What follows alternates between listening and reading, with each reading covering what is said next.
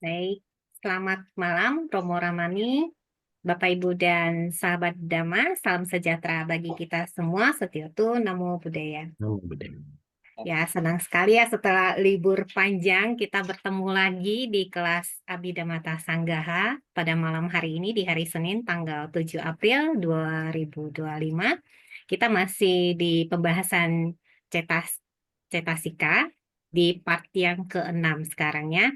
Seperti biasa, sebelum kita memasuki kelas kita pada malam hari ini, kita akan sama-sama terlebih dahulu mengagungkan Guru Agung kita dengan membacakan Karapata.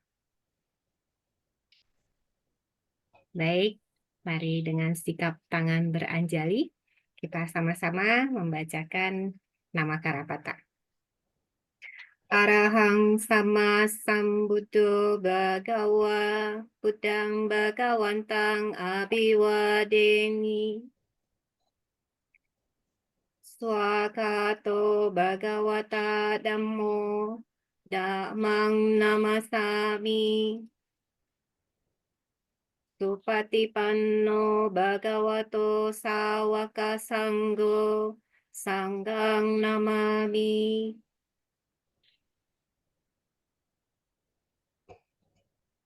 Baik, untuk selanjutnya tanpa berlama-lama lagi kita akan memulai kelas kita pada malam hari ini seperti biasa yang akan dipandu oleh moderator kita Ibu Yasoda.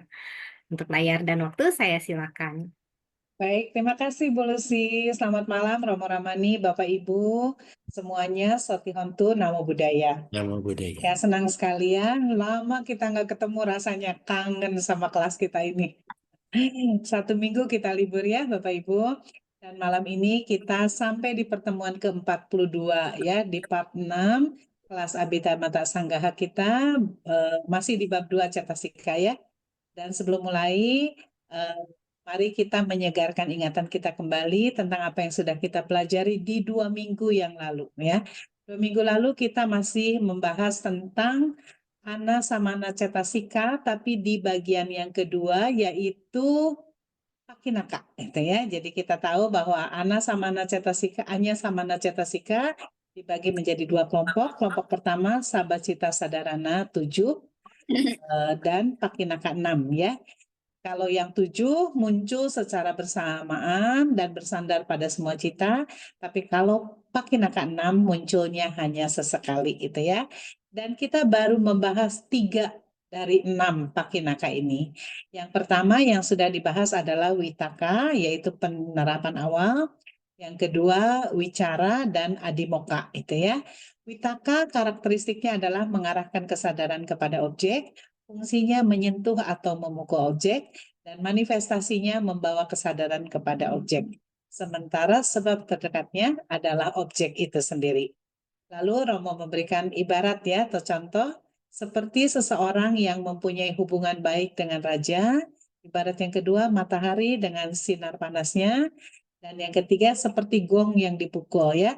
Suara awal adalah witaka, sementara gemaknya adalah wicara itu ya. Baik, yang kedua wicara yaitu penempelan secara terus-menerus atau menempel itu ya. Karakteristiknya memukul objek tanpa henti, fungsinya mengikat, menempelkan dhamma yang muncul bersama ke objek, dan manifestasinya adalah mengikat objek secara terus-menerus. Sebab terdekatnya adalah objek itu sendiri. Ibaratnya seperti seekor lebah yang hinggap di bunga ya. Jadi waktu masih terbang mengitari bunga itu masih witaka, sementara yang sudah hinggap itu adalah wicaranya ya. Baik, ibarat kedua seperti burung katanya, waktu pertama kali terbang dia akan mengepak-ngepakkan sayapnya, berusaha sekuat tenaga, tapi ketika dia sudah sampai di ketinggian tertentu, dia memanfaatkan aliran udara normal di atasnya, jadi dia tinggal merentangkan sayap dan bisa terbang melaju dengan cepat. Yang ketiga yang sudah kita bahas adalah Adimoka. Adimoka itu adalah keputusannya. Karakteristiknya adalah kepastian atau keputusan, fungsinya tidak meraba-raba, tidak goyah, dan manifestasinya adalah kebulatan tekad. Ya. Sementara subjek terdekatnya adalah objek yang harus diputuskan. Ibaratnya seperti tonggak raja atau seperti tembok beton yang kokoh, ya, tidak gampang goyah gitu ya. Baik, itu yang sudah kita bahas di 2 minggu yang lalu, dan minggu ini kita akan melanjutkan tentunya Romo ya, 3 yang terakhirnya itu. Tapi seperti biasa, kewajiban saya adalah mengingatkan tentang tata tertib di ruang virtual Zoom kita ini. Yang pertama, speaker tolong di-mute, kecuali Romo mengundang kita untuk berdiskusi. Kemudian yang kedua, karena ini adalah pembabaran Dhamma, maka sangat diharapkan kita menunjukkan rasa hormat yang dalam kepada Dhamma itu sendiri ya. Dan yang ketiga, nanti sesi tanya jawab akan dilakukan setelah Romo selesai membabarkan Dhamma ya. Boleh dengan fitur raise hand atau menulis pertanyaan di kolom chat. Itu saja, saya kira tidak perlu berpanjang lebar ya Bapak Ibu, karena ini bukan lagi pertemuan 1-2 kali, tapi sudah merupakan pertemuan rutin. Dan kini tibalah saatnya kita bersama-sama mendengarkan kelanjutan pembabaran Abhidhamma Sanggaha kita malam ini, langsung dari narasumber kita, Romo Ruby Santamoko. Romo, kami sudah siap untuk belajar. Siap, Romo, silakan. Terima kasih Bu Yasodat. Romo Ramani dan Bapak Ibu sekalian, mari kita bersikap anjali. Namo tassa bhagavato arahato sama sambuddhassa. Namo tassa bhagavato arahato sama sambuddhassa. Namo tassa bhagavato arahato sama sambuddhassa. Semuanya selamat malam, Sukihotu Namo Buddhaya. Namo Buddhaya, Romo. Sehat selalu ya semuanya. Senang sekali hari ini di libur yang Idul Fitri kita masih bisa, suasananya masih liburan setahu saya, tapi sebagian sudah kerja ya karena beraktivitasnya ada yang besok dan ada yang tanggal 9. Tapi yang jelas kita masih punya semangat atau wirya yang akan sebentar kita bahas, bahwa wirya ini penting buat kita belajar Dhamma ya. Dan proses pembelajaran Dhamma ini tentu hari ini akan saya dedikasikan kepada 2 orang. Yang pertama saya dedikasikan kepada guru pembimbing Dharma saya. Kebetulan beliau adalah seorang biksu Mahayana. Beliau telah menganggap saya sebagai seorang adik, dan beliau hari ini sedang melanjutkan hari keberlanjutannya. Jadi Sadu. buat suhu biksu Wen Damarakita Tera di wihara di Lampung, yang hari ini sedang merayakan ulang tahun. Kebetulan beliau adalah telah menganggap saya sebagai adik, jadinya saya menganggap itu sebagai kakak guru saya.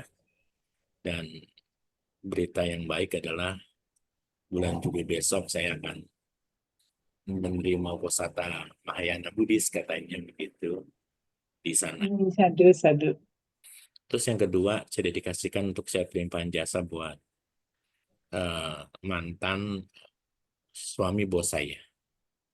Mantan suami bos saya itu adalah Bapak Murdayapo, karena kebetulan saya kerja sama Ibu Hartati selama 7-8 tahun. Jadi saya kenal beliau, dan hari ini saya dengar beliau juga melanjutkan kehidupan berikutnya. Cuti cita di pukul 1:50 sekian menit ya.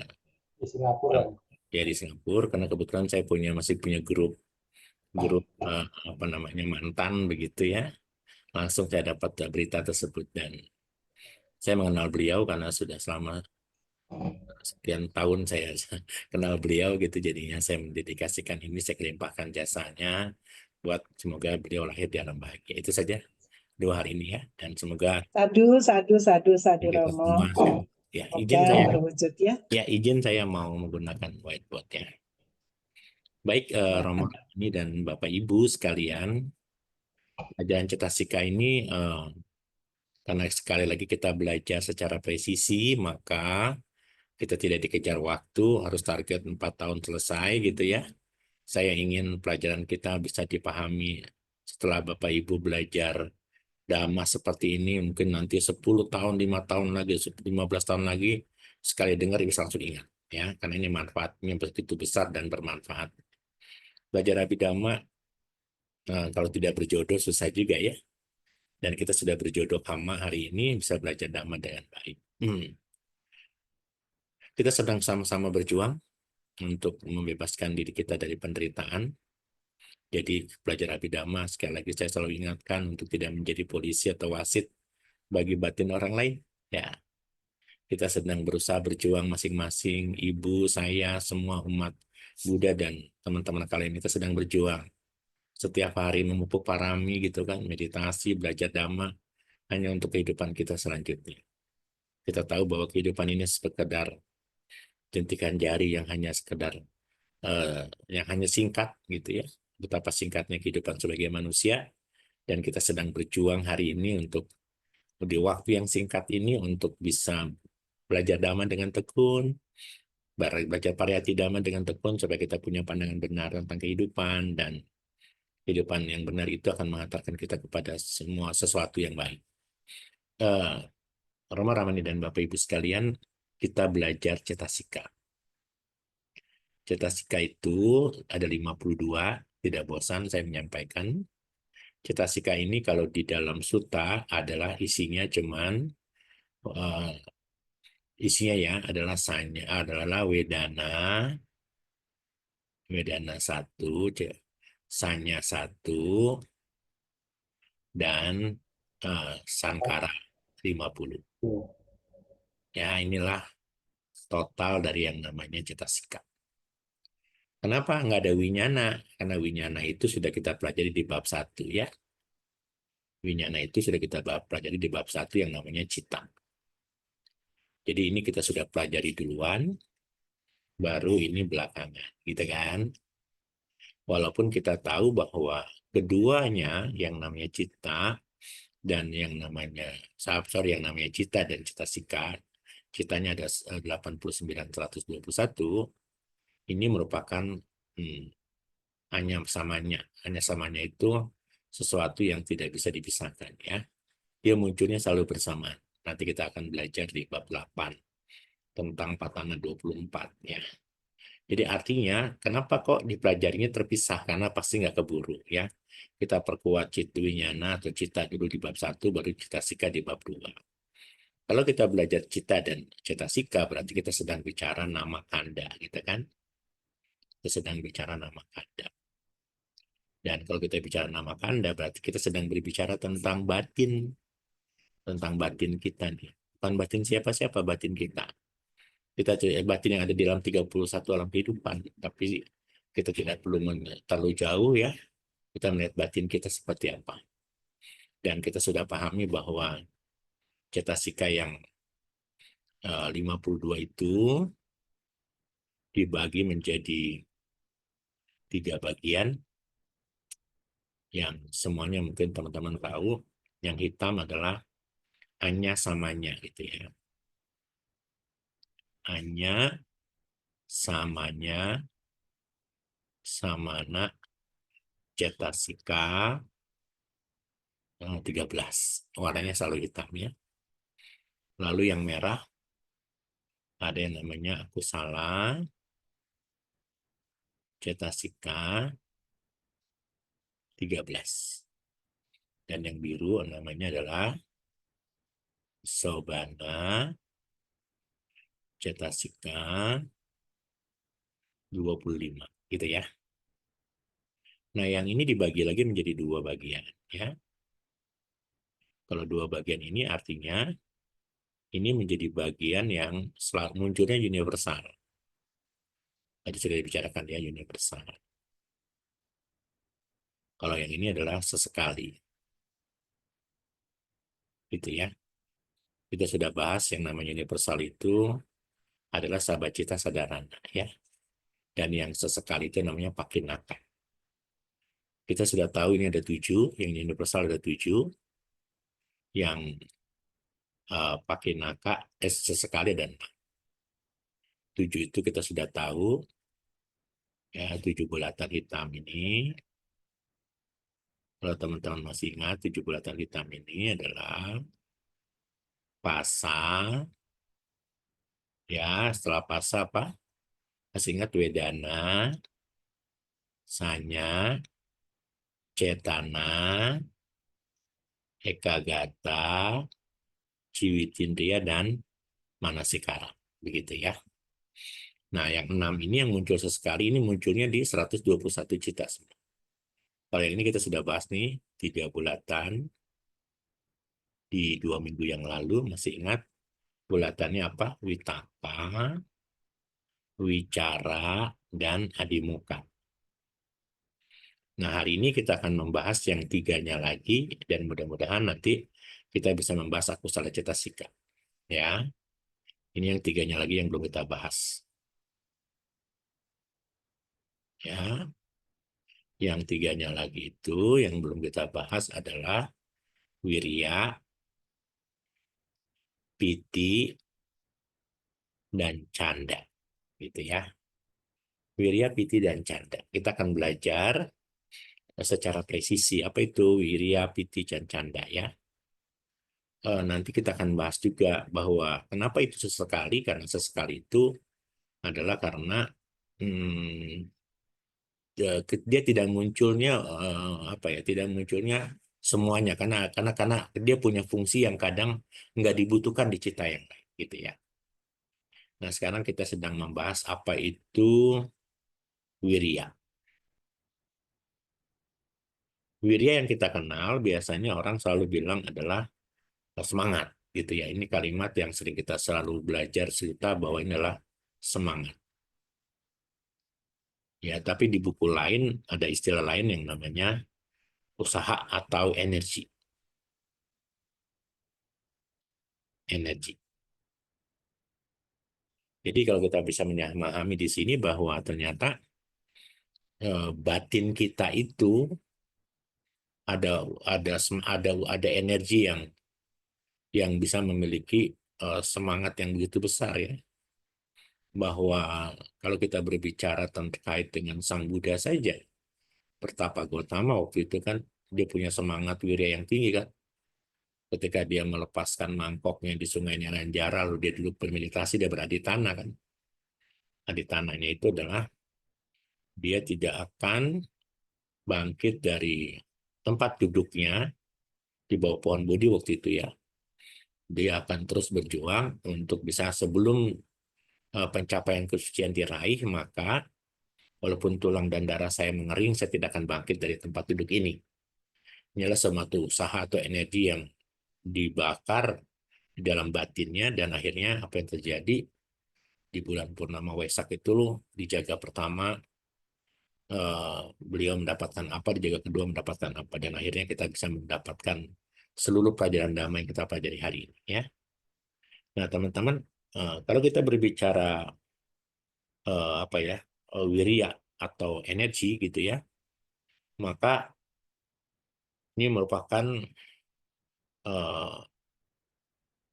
apa ya, saya ingin mengatakan ini merupakan akar dari semua pencapaian begitu.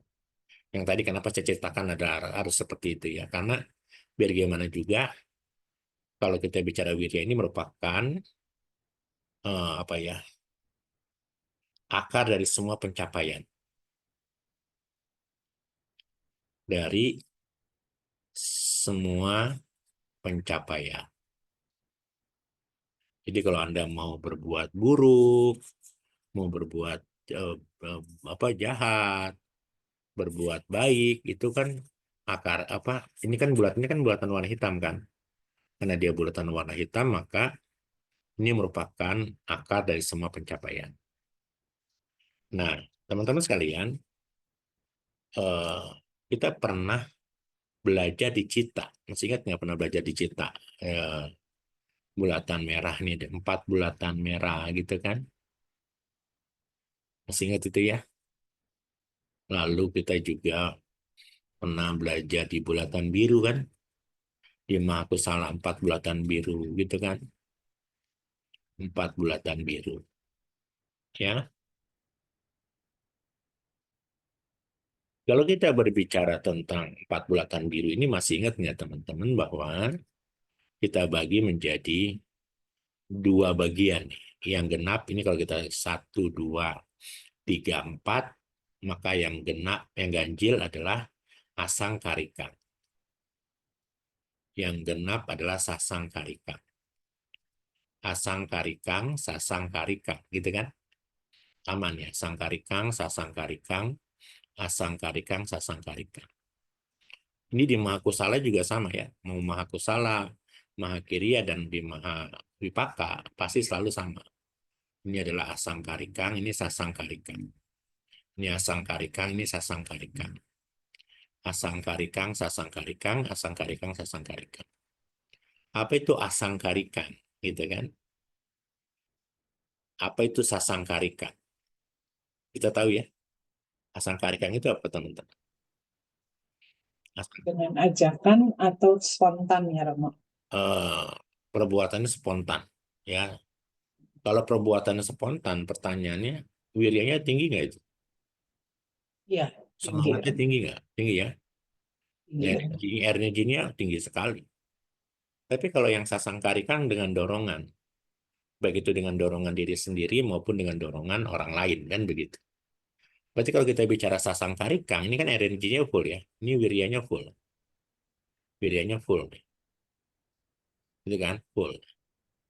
Kalau ini, sasangkarikang dengan dorongan, berarti wiryanya minus nggak? Ya, Wiryanya minus, sedikit ya. lah ya, Romo. Kenapa wiryanya minus? Karena di situ ada Dinamida, ada kemalasan. tinamida, gitu.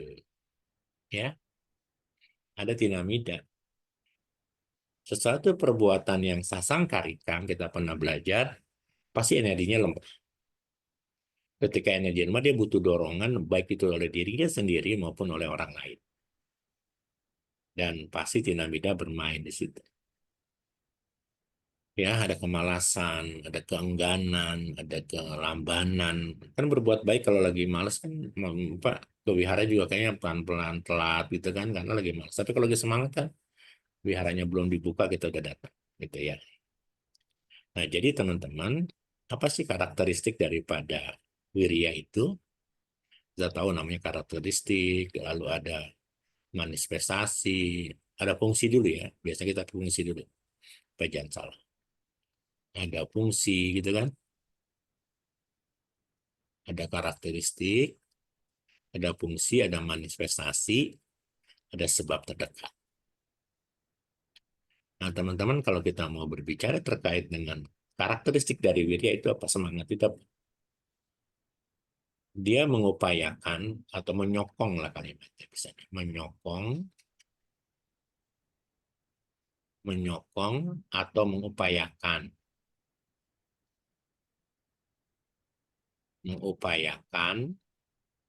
atau bisa saja dia merupakan usaha,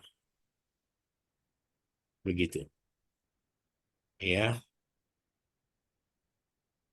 Mendukung boleh ya, menyokong atau mendukung boleh agar tidak kolab. Kalau kita kolab berarti semangatnya rendah ya. Apa fungsinya? Fungsinya adalah sama nih. Fungsinya adalah memperkuat ya. Ya, memperkuat dhamma. Memperkuat dhamma itu artinya dhamma-dhamma ya.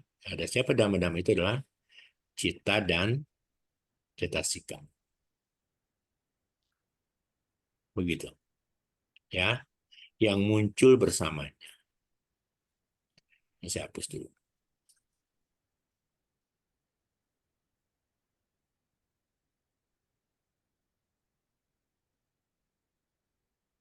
Yang muncul bersamanya. Begitu ya, teman-teman sekalian. Lalu kalau kita bicara manifestasi apa?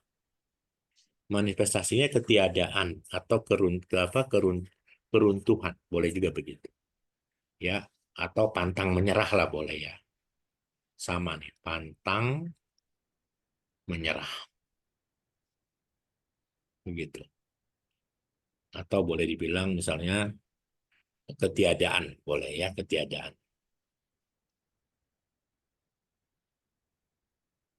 Ya, ketiadaan atau apa juga bisa keruntuhan yang apa ya, pokoknya dia tidak menyerah lah ya, begitu ya.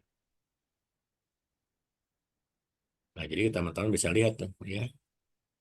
Anda pernah lihat nggak? Kita pernah cerita tentang 4 peristiwa nggak sih? Masih pernah dengar cerita 4 peristiwa nggak, ketika Pangeran Siddhartha dilamar oleh, dia terawang ya, oleh Asita Kaladewala waktu itu, atau oleh siapa ya, yang tidak boleh melihat 4 peristiwa itu? apa ya?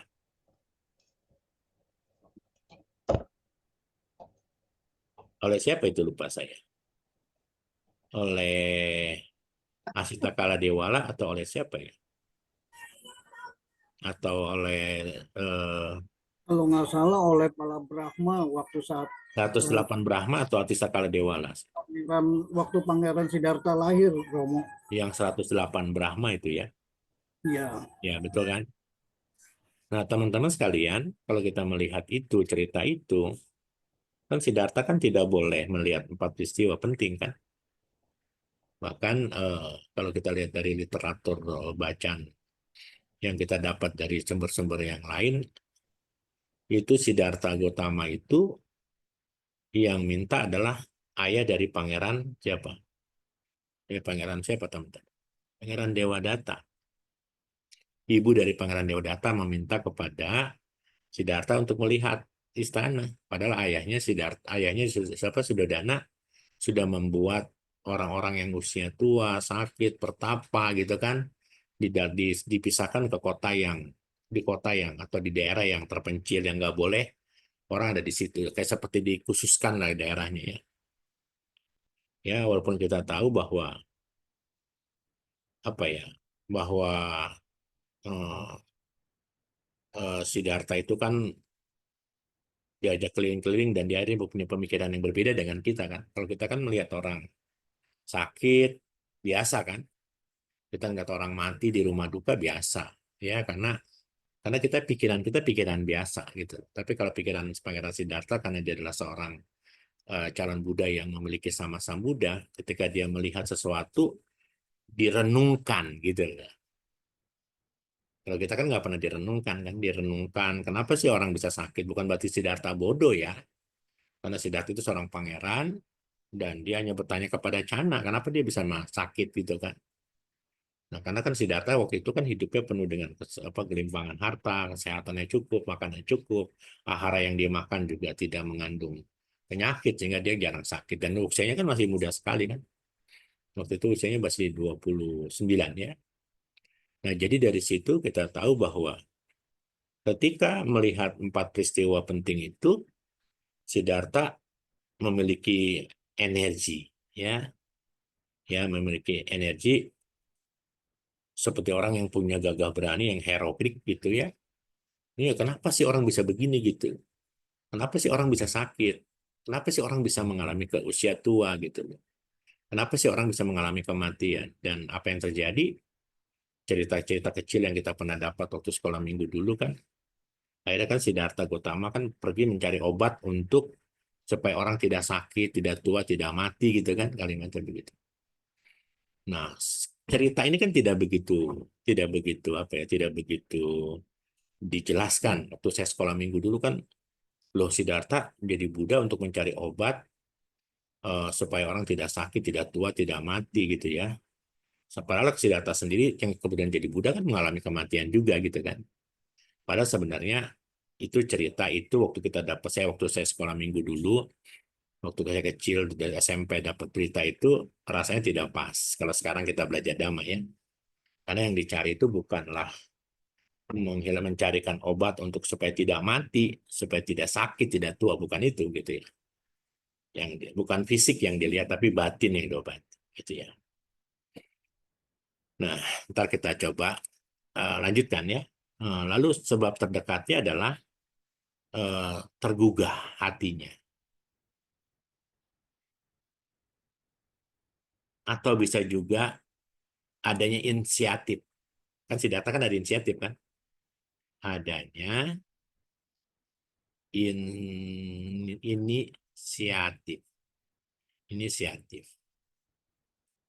Betul nggak teman-teman? Ada inisiatif kan? Ketika dia melihat orang sakit dan segala macam, dia ada inisiatif untuk apa? Untuk mencari atau bukan berusaha bagaimana orang supaya tidak mengalami hal seperti itu. Teman-teman, usaha yang gigih nih, kalau kita bicara di kitab komentar ya, kalau yang namanya usaha yang gigih nih teman-teman, ini kan adalah akar dari semua pencapaian kan. Kalau kita mau bicara, kita sedang meditasi, kenapa meditasi kita hari ini tidak pernah berhasil? Karena wirya kita sedikit ya, 5 menit sudah kecapean. Ya, 15 menit sudah kecapaian. Padahal pencapaian jana kan kalau kita belum mahir harus dicapai ketika kita duduk bisa berjam-jam loh, gitu kan. Nah, jadi teman-teman sekalian, kita sekarang gini loh. Kalau kita pernah belajar di JMB 8 itu ada yang namanya usaha benar. Apa itu usaha benar? Sampah apa tuh? Daya upaya benar ya. Usaha benar itu apa? Usaha benar itu sama nggak dengan daya upaya benar? Kalau kita bicara usaha benar dalam apa mau itu daya upaya benar ataupun usaha benar ya, maka kalau kita bicara ada usaha benar ini, maka tentu dibutuhkan yang namanya wirya. Wirya sangat dibutuhkan. Ya, kenapa? Karena wirya ini akan membangkitkan atau mendukung hasrat kita untuk terus berusaha dengan gigi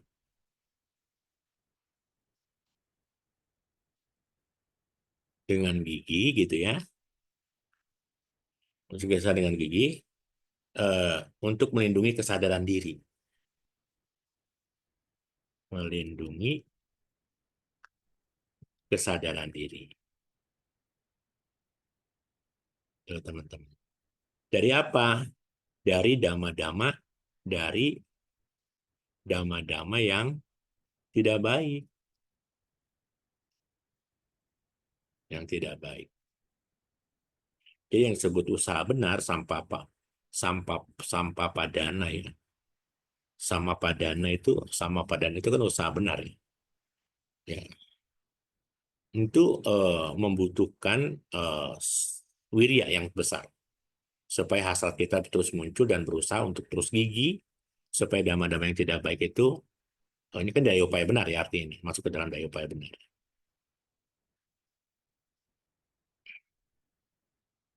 Gitu ya.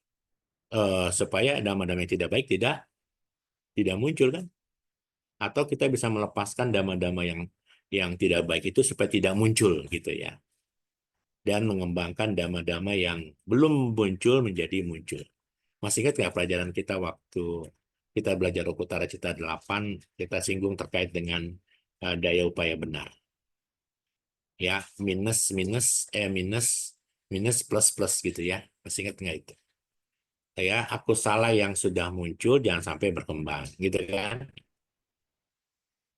atau aku salah yang belum muncul jangan sampai muncul gitu kan. Perbuatan baik yang sudah muncul terus dikembangkan, dan perbuatan baik yang belum muncul harus dimunculkan ya.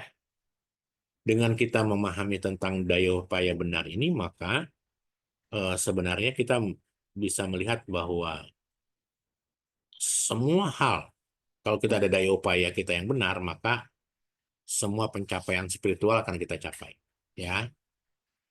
Dan itu tentu dengan daya upaya yang benar ini kita akan meninggalkan yang namanya kotoran batin ya, atau yang disebut sebagai kilesa ya. Kalau kita akan menang dengan punya kekuatan wilayah yang kencang yang besar ini, semua pencapaian didapat dan akhirnya apa yang terjadi, kilesa padam gitu. Kilesa bisa padam kalau kita punya daya upaya atau energi yang besar. Teman-teman harus paham bahwa yang namanya kotoran batin itu ya teman-teman sekalian ya, tidak akan mempunyai kesempatan, dia tidak akan memiliki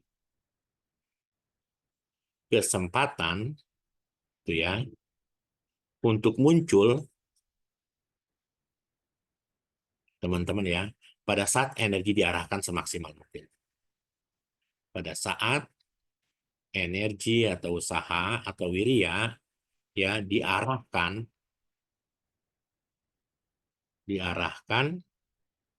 semaksimal mungkin. Ini clue-nya nih.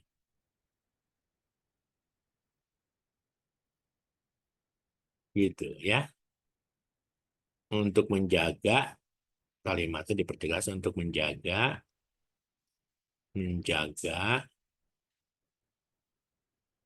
untuk menjaga dan mengendalikan pintu panca indera.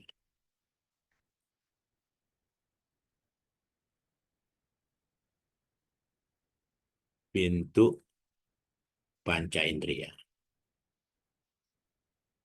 Ternyata pintu panca indera kita, mata, caku, sota, telinga, ganda, jiwa, dan kaya itu menjadi apa? Pintu untuk menangkap-nangkap objek, dan menangkap objek itu akhirnya menimbulkan kita kilesa baru kan? Semakin mata ini terbuka, menangkap objek, semakin banyak kilesa yang kita dapat.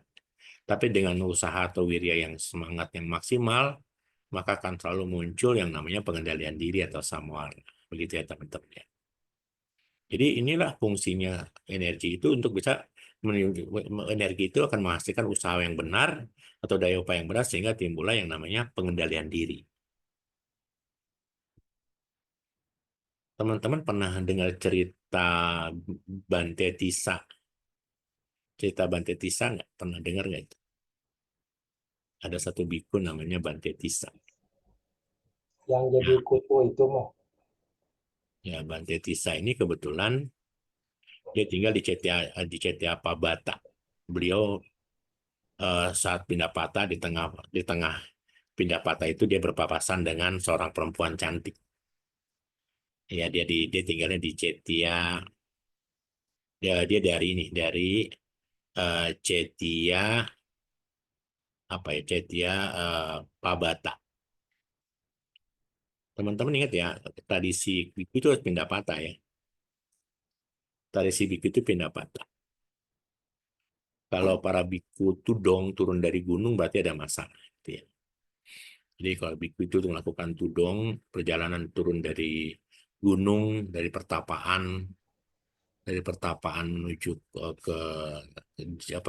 ke bawah gitu ya, ke daerah gitu ya, ke kota itu pasti ada problem.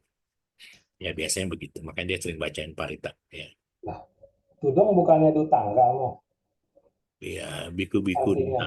biku-biku di tangga itu beda lagi ya. Ada biku yang dibagi menjadi dua.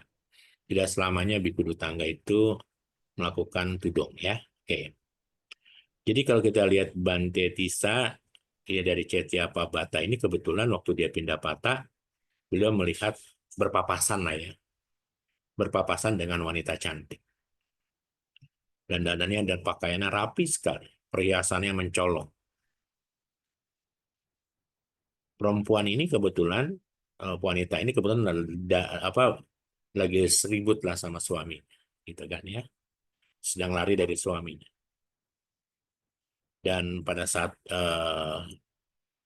melihat Bante Tisa nih, si wanita ini tersenyum, ya, tersenyum dan dia sangat tertarik dengan Bante Tisa karena kebetulan Bante Tisa itu punya ketenangan dan ketampanan yang luar biasa, ya.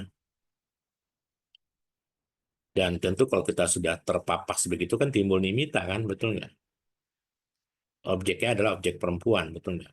Ketika seorang biku dengan berpapasan dengan wanita cantik, dia tersenyum dan pasti timbul nimita, timbul gambaran ya. Bahkan ciri-ciri perempuan tersebut detil sekali Bante Tisa tahu. Ya, punya mata yang indah, begitu ceritanya. Terus juga apa ya? Mungkin rambutnya hitam terurai, giginya berbaris rapi, ya. Dan apa yang terjadi dengan Bante Tisa ini? Ini udah Mahatera Bante Tisa ya, Mahatisa ya. Nah, akhirnya Bante Tisa tahu ini sebagai sebuah kemunculan kilesa, dia berusaha dengan sekuat tenaga ini menjadi objek yang tadinya menyenangkan itu menjadi objek yang namanya asubha. Asubha adalah objek yang menjijikan begitu ya. Pada saat dia melihat perempuan tersebut, dia akhirnya langsung melihat objek yang menyenangkan itu, yang cantik itu sebagai objek yang menjijikan. Nah, pada saat dia merenungkan, ketika dia muncul nimita gambaran wanita tersebut, dia lariin sebagai objek nimita, dan apa yang terjadi lama-kelamaan akhirnya Bante Tisa ini mencapai arahat. Capai arahat. Ya, jadi Ternyata benturan objek itu bisa menjadikan kita, benturan sesuatu ya, kita berpapasan semua jadikan perenungan kan. Makanya sama seperti Sang Buddha kan. Seperti Siddhartha Gautama melihat pangeran, melihat orang sakit dan sebagainya, jadikan perenungan. Sama seperti yang dilakukan Bante Tissa ini ya. Dan setelah dia bisa mencapai arahat, nggak lama kemudian, beberapa waktu kemudian dia melihat suaminya lewat. Suaminya mengejar istrinya kan. Ya, lalu suami itu bertanya kepada Bante. Bante Maha, Maha, Maha Tissa, apakah engkau melihat istri saya? Katanya begitu. Apa yang dikatakan Bante Tissa, teman-teman? Apa jawabannya? Kebayang nggak ketika seseorang sudah mencapai arahat, apa jawaban? Bante Mahatissa ini kebetulan hanya menjawab apa, teman-teman?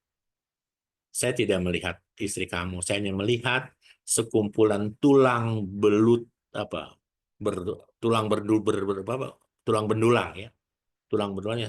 Saya hanya melihat tulang, sekumpulan tulang saja. Bayangin tuh, kalau kita sudah bisa melihat wanita cantik seperti tulang bendulang, udah arahat sih, ya sudah ya, position ya. Tapi ya, ternyata kita belum bisa melihat seperti itu, ya, karena mungkin wirya kitanya masih kurang, daya upaya kitanya belum dapat, ya. Nah, teman-teman, inilah inilah energi digambarkan atau wirya itu digambarkan seperti itu, bahwa ketika energinya tinggi, maka latihan spiritual kita makin bagus. Kita selama ini sibuk berbicara tentang meditasi, kita sibuk ikut retret, setelah itu kita pulang, kita sering membicarakan apa itu hasil retret, hasil meditasi, tapi kita jarang sekali mempraktekkan meditasi di dalam kehidupan kita sehari-hari. Ketika meditasi itu sudah dipakai oleh orang lain, oleh agama lain sebagai kesehatan, sebagai cara untuk menghilangkan stres dan sebagainya, kita masih memperdebatkan apakah ini samatha atau vipassana, begitu ya. Padahal just do it, lakukan saja ya. Jadi teman-teman sekalian, jelas ya bahwa kalau kita dari cerita Mahatissa ini jelas sekali bahwa kita bisa mendapatkan, hendaknya dijadikan pelajaran buat kita bahwa dengan menggunakan energi yang tinggi, ya, maka spiritual kita akan bisa memahami bahwa semua fenomena yang kita temui melalui mata, telinga, hidung, lidah, dan tubuh hanyalah sebuah fenomena apa, teman-teman? Adalah sebuah latihan untuk bisa memahami karakter apa? Karakter apa? Karakter daripada bahwa segala sesuatu lo melakukan fenomena panca indera saja kan? Ketika ini sebuah mirip fenomena panca indera, maka apa yang terjadi? Yang muncul adalah kotoran-kotoran batin, ya. Dan apa yang terjadi ketika muncul kotoran batin, maka batin kita akan menjadi lebih netral, ya. Ketika batin kita lebih netral, maka kita bisa muncul kesadaran yang bisa bisa muncul bersamaan dengan kesadaran yang tidak baik, juga kesadaran yang baik kan kalau netral kan. Maka energi kita hendaknya digunakan secara positif supaya akhirnya kita menyadari bahwa ini hanyalah sebuah fenomena, sebuah ketidakkekalan, sebuah penderitaan, bukan diri yang kekal. Wah, kalau kita ketemu sama seperti semua orang bisa sama seperti kayak Bante Mahatissa ini, namanya umat Buddha yang mencapai arahat ya. Mudah-mudahan kita bisa seperti Bante Mahatissa di kemudian hari. Karena kesempatan untuk mencapai kearhatan kan sangat mudah ya. Kalau kita terus tekun mengembangkan parang.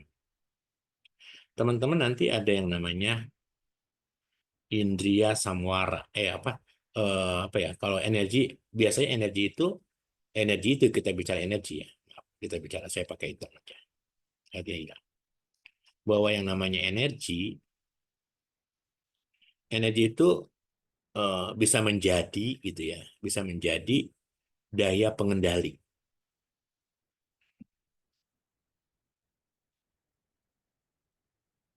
Atau dalam bahasa Pali namanya indriya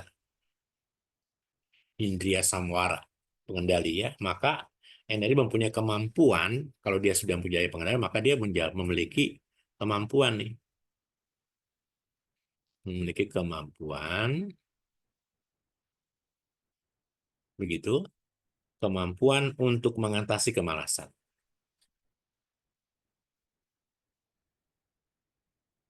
kemalasan, dan ngantuk. Plus ngantuk. Gitu, teman-teman. Atau lambat boleh ya. Atau lambat atau lesu boleh.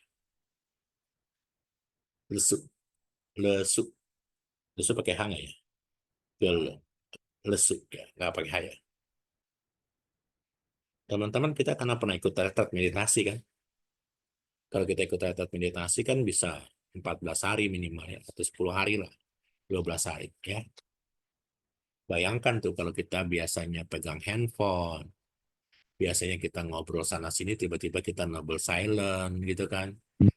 4 pagi kita sudah bangun gitu kan. Terus kita nggak boleh ngomong sesama teman, duduk meditasi. Saya yakin kalau kita pun tidak punya sada yang kuat, wirya yang kuat, pasti kita sudah lepas jubah ya kan. Padahal kalau untuk bisa mencapai meditasi yang ketenangan yang cukup tenang, kita bisa menguasai batin kita, itu rata-rata 4 harian baru kita bisa mengatasi. Karena selama 4 hari, hari pertama, hari kedua, hari ketiga, hari keempat, tubuh kita ini, jasmani kita ini seperti digebukin. Ya, seperti kita sakit sini, sakit sono, ya kan? Ya, kita kayak kain-kain kan, ya nggak? 4 hari itu kan adalah seperti kayak anjing kain-kain kan? Kesakitan kemana-mana seperti kayak dipukulin kan? Tapi kalau kita tidak punya energi yang cukup, maka kita pasti sudah nyerah. Maka energi juga bisa menjaga kita terus konsisten pada saat kita pada saat kita bermeditasi. Jadi energi ini, wirya ini punya punya fungsi untuk mengkonsistenkan kita pencapaian objek kita terus menerus supaya konsentrasi kita tetap bagus untuk memegang objek. Salah satunya begitu. Nah, teman-teman lihat pelajaran yang paling termurah adalah pelajaran yang paling mudah dilakukan dari 10 perbuatan baik apa? Dana dan sila kan gitu ya. Dana dan sila. Bapak Ibu bisa bayangkan ketika kita bicara dana dan sila, apa yang terjadi? Kalau kita enggan berdana, malas berdana, apalagi kita punya pandangan salah, ya berdana itu lagi gitu kan. Maka apa yang terjadi? Kita tidak mungkin melaksanakannya karena ada tinamida di situ. Maka semua perbuatan baik, mau itu dana, mau itu sila, ya, itu semua dibutuhkan yang namanya energi. Maka dari itu ibaratnya apa? Sang Buddha mengatakan ini ada ibaratnya ya. Masih ini belum ya. Maka ibaratnya energi itu seperti, saya pakai warna biru. Ya, ibaratnya adalah seperti rumah yang roboh karena tidak ada, seperti rumah yang roboh itu rubuh sih ya, roboh ya, roboh aja ya, bukan rubuh ya, roboh gitu ya, seperti rumah yang roboh.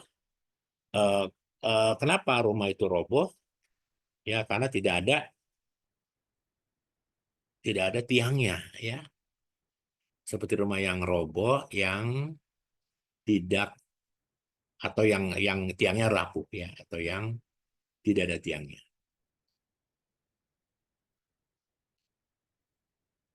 Gitu teman-teman. Karena energi itu jadi ibaratnya seperti apa itu energi ibaratnya? Maka energi itu diibaratkan seperti rumah tua yang rubuh, yang ambruk begitu, yang ambruk karena dilepas oleh pilarnya. Ya, kalau dia tidak ada wiryanya, tidak ada energinya, rumahnya akan rubuh begitu ya. Itu yang pertama. Lalu yang kedua, nih berarti ini sorry. Ini aja ya, berarti ibaratnya dua nih. Ibarat adalah satu adalah seperti rumah yang apa tadi? Rumah tua yang akan rubuh ya. Rumah tua yang akan rubuh. Kenapa dia rubuh? Karena ambruk. Ambruk karena apa? Karena ditopang oleh pilar karena tidak ditopang gitu ya, tidak ditopang oleh pilar yang kuat. Begitu. Yang kedua diumpamakan seperti apa? Seperti seorang pahlawan, heroik, energik. Teman-teman pernah nggak cerita apa namanya betapa leadership itu penting ya? Kalau ketika eh, pasukannya sedang lemah, tapi kalau pemimpinnya atau leadershipnya bagus, mereka akan disemangati oleh para pemimpinnya atau leadershipnya untuk terus memiliki semangat yang kuat bahwa semangat itu dibangkitkan sehingga dia tidak lagi merasa takut ya walaupun misalnya musuhnya itu cukup banyak gitu ya. Makanya di situ diibaratkan seperti seorang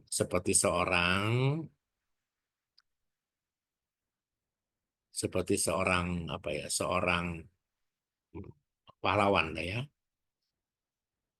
pahlawan yang atau yang heroik gitu ya, heroik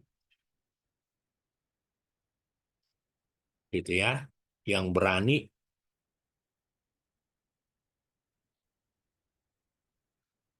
dan dia merupakan energik sekali gitu teman-teman sekali. Kenapa seperti itu? Karena sekali lagi bahwa fungsinya energi ini adalah untuk ngapain teman-teman? Untuk memberantas dinamida. Fungsinya adalah untuk salah satu adalah memberantas dinamida. Masih ingat ya dinamida itu apa ya? Nggak malas dan ngantuk ya, atau lamban boleh. Malas dengan Ya, jadi kalau sekarang teman-teman saya tanya, teman-teman kalau ada dinamidanya, berdana, kewihara, latihan meditasi, menjaga sila, bisa enggak? nggak Nggak bisa. bisa. Ya, betul nggak teman-teman? Jadi kita harus tahu tuh bahwa ternyata makanya saya pernah mengatakan apa sih yang menarik dari ceritanya Pangeran Siddhartha. Ada kalimat yang selalu saya sering sampaikan. Betapa Siddhartha itu kan punya ketika yang saya tadi bilang dia tidak akan bangkit dari pohon Bodhi ini kalau apa? Ada kalimatnya nih, biar darah dan tulang saya mengering gitu kan. Darah dan Betul.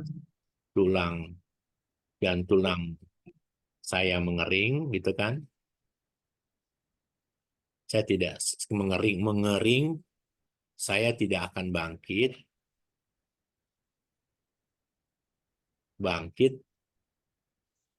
dari tempat duduk ini gitu kan. Duduk ini sebelum kesucian dicapai kan gitu kan. Ya nggak teman-teman? Ya. Nah, jadi saya ingin mengajak teman-teman juga nih, kita tidak akan meninggalkan kelas ini sampai bab 9 selesai begitu. Sadu, sadu, sadu, Romo. Ini kan kita lagi Ya. gitu kan. Itulah wirya ya. Berarti kita wirya sudah selesai. Oke. Karena kita lihat yang berikutnya adalah apa? Sudah Witaka, Wicara, Adimoka, Wirya Piti sekarang ya. Bulatan keberapa Piti? Bulatan kelima ya. Kelima. Kelima ya. Ya. Yang kedua adalah Piti. Teman-teman nanti kita lihat saya akan ajak teman-teman lihat di sini. Whiteboard dan di screenshot. Sudah kelihatan tuh. Belum, Romo. Oke, kelihatan ya. Ada sekarang.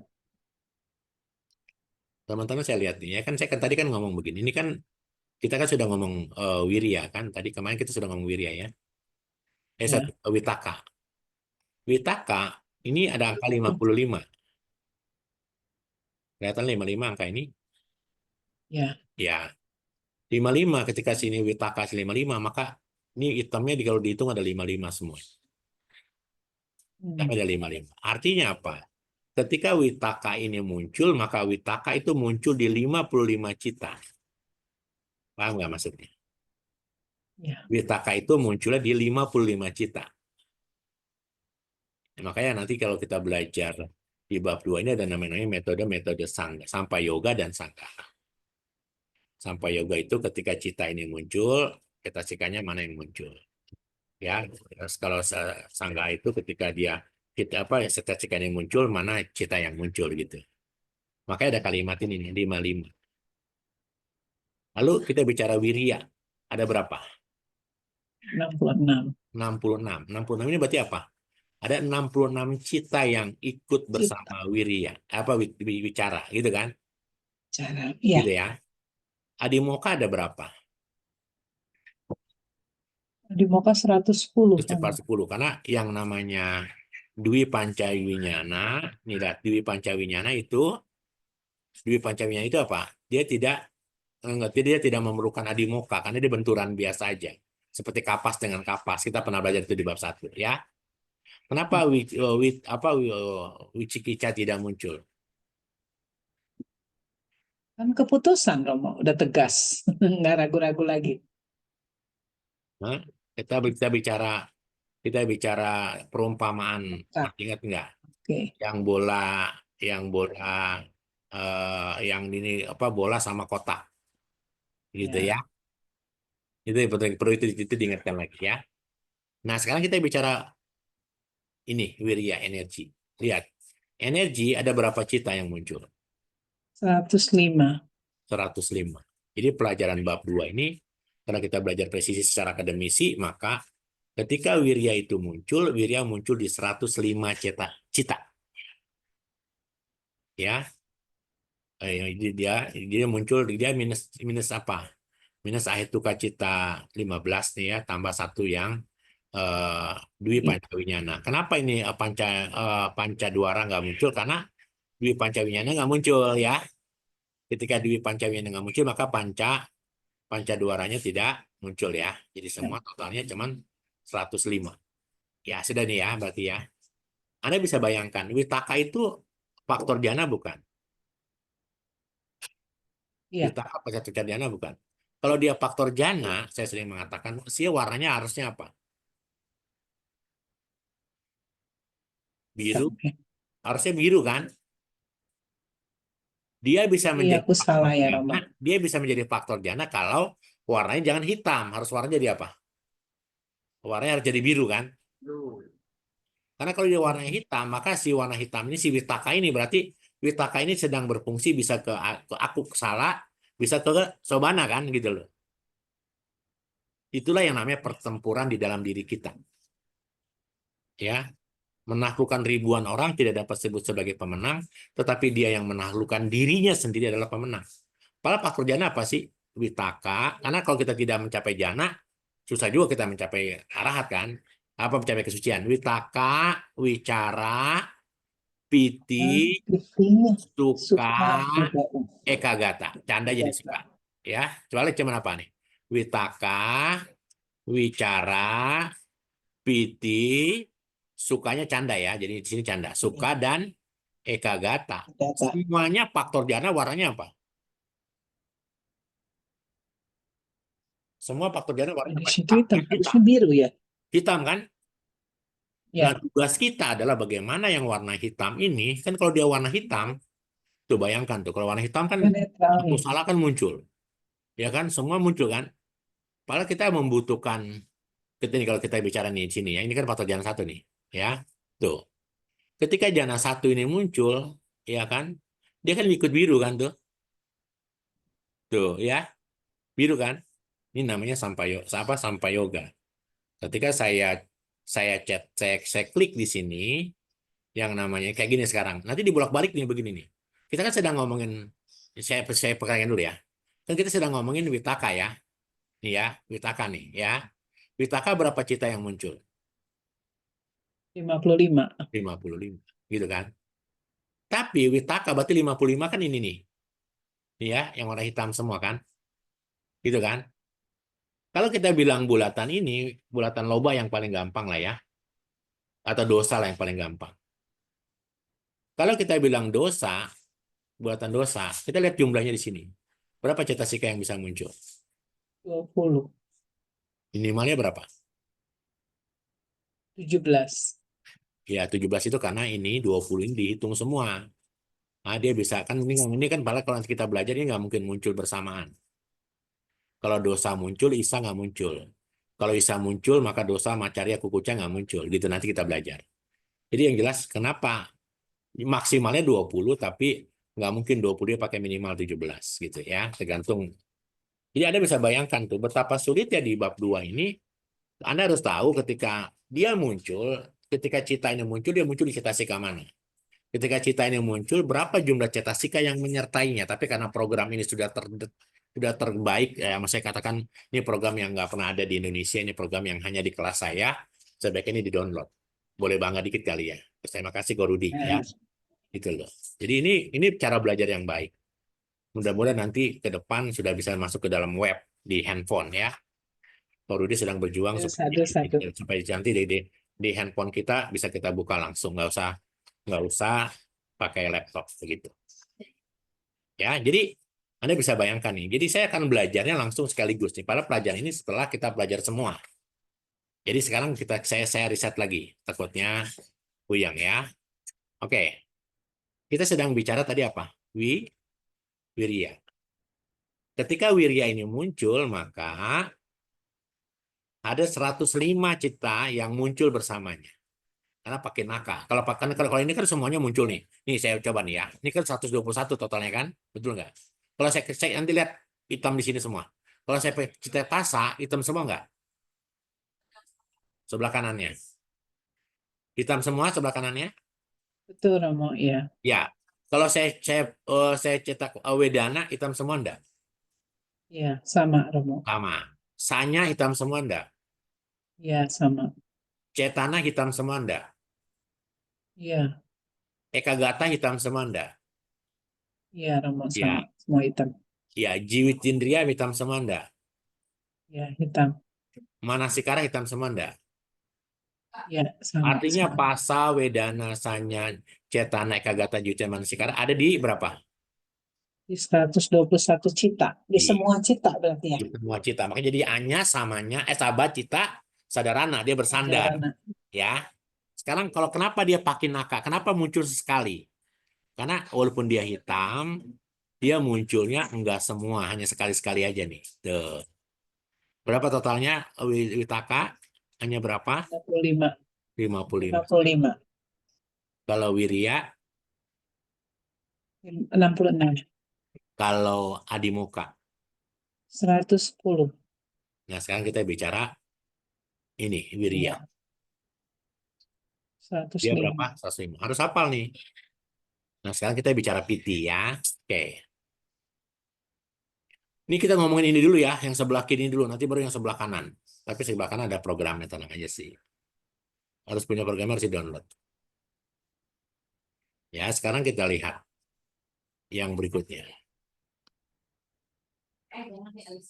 Salah. Sorry ya. Dokumen. Wah, kapus sama saya nih.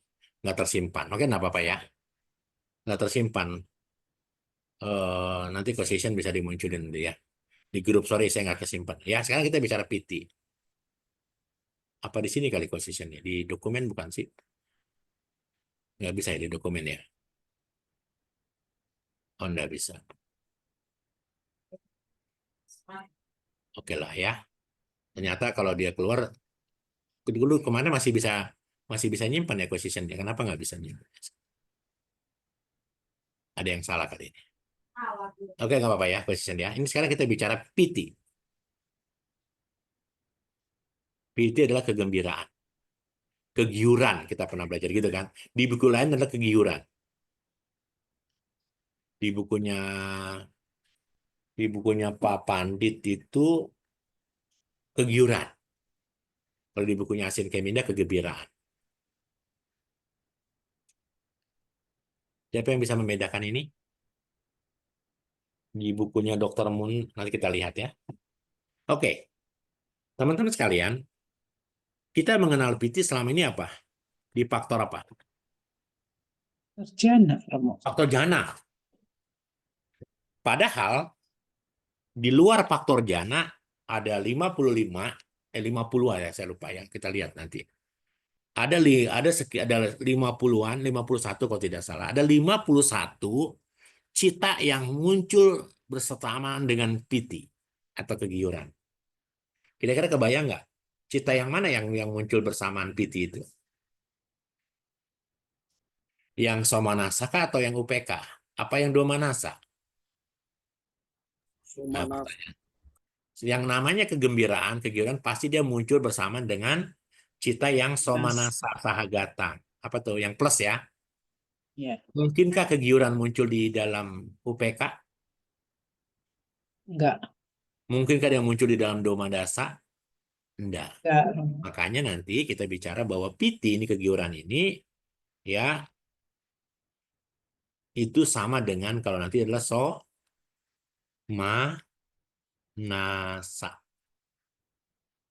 Tuh, teman-teman sekalian. Somanasa ya. Nah, kalau kita bicara karakteristik dulu deh ya. Apa itu karakteristik, apa itu fungsi, apa itu manifestasi, apa itu sebab terdekat. Nah, teman-teman, kalau kita melihat karakteristik daripada apa namanya, daripada piti adalah kepuasan, kepuasan. Tuh. Ada orang bilang kesukaan masih boleh, gitu ya. Tapi kalau kita berbicara fungsi, maka fungsinya untuk menyegarkan batin dan tubuh.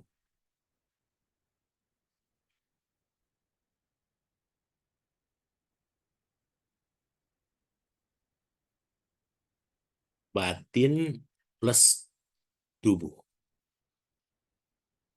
Percaya nggak kalau kita sekarang sedang kegiuran, tubuh kita jadi ringan? Pernah ngalamin nggak Coecision atau Ciasodat atau Cilusi? Iya, Romo. Kita ketemu, Ringan, Om. kita ketemu apa dapat uang atau dapat uang, terus kita sambil lari-lari waktu kecil ambil lompat-lompatan ringan nggak tubuh kita? Iya, bener Romo.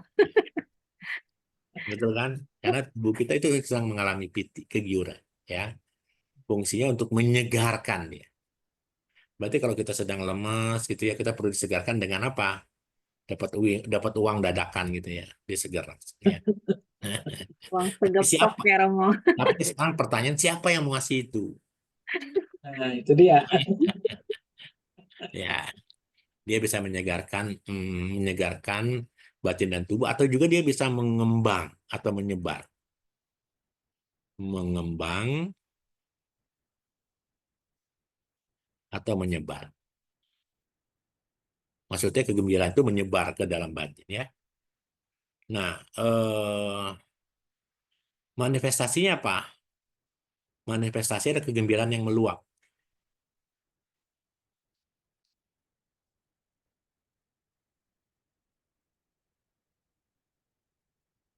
Tuh, kegembiraan yang meluap ya.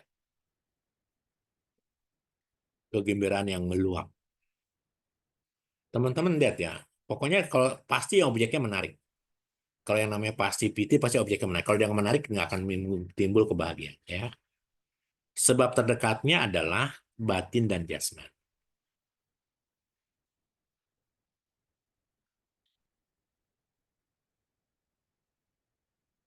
Nah, teman-teman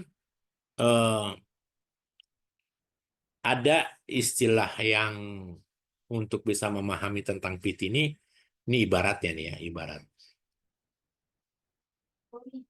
ibaratnya adalah eh, teman-teman pernah nggak cerita di padang pasir ada yang namanya oase. Kan kalau kita sedang haus, kehabisan gitu ya, kehabisan air kan begitu. Terus ada fata morgana tuh kan di panasnya itu kan. Seolah-olah ada genangan air kan. Ya, pada saat teman-teman melihat ada genangan air di setengah padang pasir bagaimana? Timbul apa? Timbul apa teman-teman? Pengen minum, Hah? pengen minum. Kegembiraan. Kegembiraan. Ya, Anda bisa timbul kegembiraan yang meluap-luap, begitu kan? Ya, makanya ini disibaratkan seperti apa ya, pengembara yang menemukan air. Pengembara yang menemukan Oh, air. yes. Begitu ya teman-teman sekalian. Ingat ya teman-teman, pokoknya yang namanya piti atau kegembiraan atau kegiuran merupakan faktor apa? Walaupun ada jasmani di sini, merupakan faktor apa dia? Faktor mental loh. Iya, ingetin ya. Walaupun ada kalimat tubuh di sini ya, dia merupakan faktor mental yang membuat batin kita merasa senang dan puas kepada apa? Dengan objek. Ya, ingat ya. Jadi ini semua ini ya ini akan kalimatnya apa ya? Saya pakai warna lain. Pokoknya dia pokoknya gini. Kegembiraan adalah gitu ya. Kegembiraan adalah atau piti adalah faktor mental. Faktor mental yang membuat batin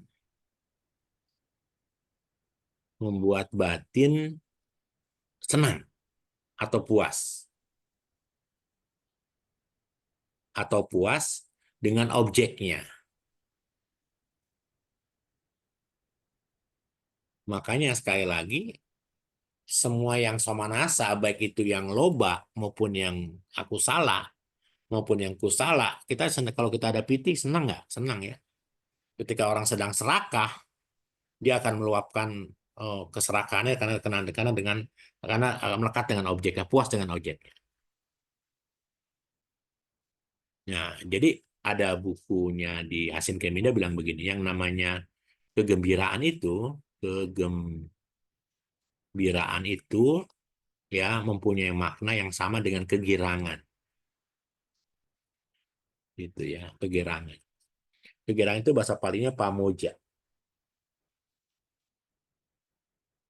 J-nya 2. Pamoja. Takut salah, bagus. Pamoja. Gitu. Ya. Atau sama dengan sukacita. Sukacita itu amodana bahasa paling. Amodana. Tapi ada A panjang. Ya. Sekarang saya tanya, kalau kita sedang gembira, emosional juga nggak sih? Kalau kita sekarang sedang gembira, itu sedang kegiuran, teman-teman, itu ada emosionalnya muncul nggak? Ada emosionalnya nggak? Muncul kan emosional kan? Karena kita kesukaan ya. Terus apa yang terjadi? Kalau kita menyukai objek itu dengan penuh kegembiraan, dengan penuh emosional, maka kita akan jadi tertawa terbahak-bahak. Betul nggak? Betul. Kita bisa nggak ketemu musuh tertawa terbahak-bahak? Nggak mungkin. Boro-boro yang nonjok Romo. Gitu ya. Hmm. Gitu teman-teman ya. Nah, teman-teman sekarang kita lihat. Ternyata berbicara berbicara eh PT, kita pernah singgung loh kalau tidak salah di bab 1, masih ingat nggak sih? Bab 1 pernah kita singgung nggak sih? Tentang faktor jana ada berapa PT itu, masih ingat nggak? Oh iya, ada beberapa PT ya Romo ya. Kita lihat lagi ya, kita Lupa ingatin ya. lagi ya. Nanti kalau salah tolong diingatin karena saya lupa ingat, tapi nanti tulisannya nanti tolong diikat sama C Sodata atau sama position atau sama C Lucy. Ada 5 PT kalau tidak salah ya. Saya pakai warna lain saja. Ada 5 PT. 5 PT. Masih ingat nggak tuh? 5 macam PT ya. Yang pertama itu kalau tidak salah adalah kudika. Kudika atau kudaka sih ya. Kudika PT ya kalau nggak salah ya. Ntar lihat ya. Udaka, Kudika ya. udaka. Saya salah kayak tulis itu. Maksudnya kudika PT. Nanti lihat di bab 1 saja ya. Di bab 1 ya, Ci. Saya mohon bantu. Oke. Kudika PT itu eh, kalau kita ngalamin kudika PT itu seperti ada getaran halus di tubuh. yang seperti menjalar, bergerak perlahan-lahan, yang menyebabkan bulu kuduk kita merinding, berdiri. Kata orang kan kalau kita ketemu, maaf ya, dedemit atau ketemu setan, katanya begitu, bulu kuduk kita merinding. Betul nggak begitu? Tapi kalau Anda misalnya sensitif di satu daerah, kena sentuhan kan juga bulu kuduk bisa mendiri, bisa bisa bisa berdiri kan? Ya. Jadi kudekapit ini lebih kepada gerakan getaran tubuh, getaran halus gitu ya, getaran halus di tubuh gitu ya, di tubuh yang bergerak secara perlahan yang membuat jadi bulu kuduk berdiri. Gitu. Yang kedua nanti ada istilahnya namanya kanikapiti. Di kanikapiti itu apa ya? Teman-teman pernah nggak ngerasain rasa gembira, senang yang muncul tiba-tiba, tapi sesaat-sesaat aja. Seperti Ya. misalnya di satu tempat terus sejuk, dari panas tiba-tiba sejuk, rasanya senang gitu. Pernah nggak ngalamin kayak gitu? Nah, Ya, sedang sedang kegerahan tiba-tiba ada angin lewat begitu, merasa sejuk gitu. Itu namanya kanikapiti. Ya, rasa senang yang muncul tiba-tiba karena apa? Yang munculnya tiba-tiba nih. Munculnya tiba-tiba atau sesaat. Kayak gitu ya. Misalnya di lokasi, misalnya kita sedang kegerahan gitu ya. Tiba-tiba ada angin sepoi-sepoi. Walaupun cuma sesaat, tapi kita merasa senang. Gitu. Pernah ngalamin kayak gitu kan? Itulah yang namanya kanikapiti. Kalau di bab 1 itu kita pernah ngomong tentang ibarat itu ya, kalau nggak salah ya. Nanti dilihat lagi ya, seperti apa ya. Nanti dicek lagi ya, karena kita sudah lama nih tinggalin itu. Terus ada kudikapiti, kanikapiti, kalau nggak salah ada okantika kalau tidak salah ya. Okantika, okantikapiti. Nah, okantikapiti itu seperti getaran yang bergerak dari atas tubuh kita dan sebaliknya waktu kita meditasi. Ya, waktu kita meditasi itu seperti ada apa ya? Seperti kayak kita kayak dipercikin air gitu loh. Kan kalau Bante blessing itu kan kita lagi pelimpahan jasa tuh kan selesai kan Bante kan percikin Ya. tirta ya gitu loh. Pada saat kita kena segala dikepretin air sama Bante kayaknya merasa senang nggak? Kalau dulu waktu saya kecil, Iya. waktu saya waktu belajar namanya masih masih apa masih masih belum memahami dhamma dengan baik, rasanya kalau nggak di blessing sama Bante, nggak kena air sama Bante, rasanya saya kesel aja gitu ya. Minta diulang ya, Romo. Iya, betul nggak? Kayak Iya, kurang Romo. gitu. Apa cuman kenanya sedikit doang, kayaknya rasanya, duh Bante kurang ya nggak? Jadi kalau kita bicara Okantika Piti itu sama dengan membanjiri namanya. Membanjiri, Anjiri. gitu ya. Membanjiri apa? Membanjiri perasaan tubuh, ya di tubuh. Seperti kita apa dipercikin air hangat atau air dingin.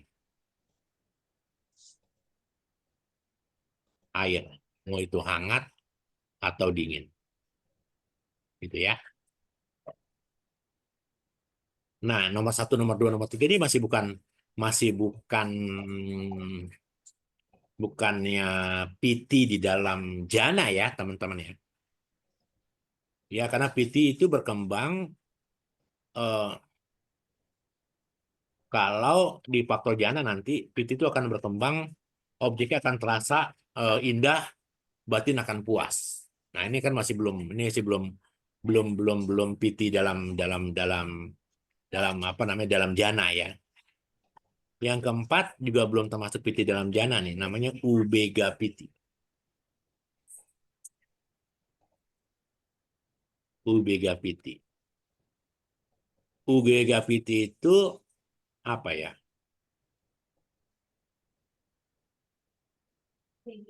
Rasa ringan seperti melayang di udara, Romo.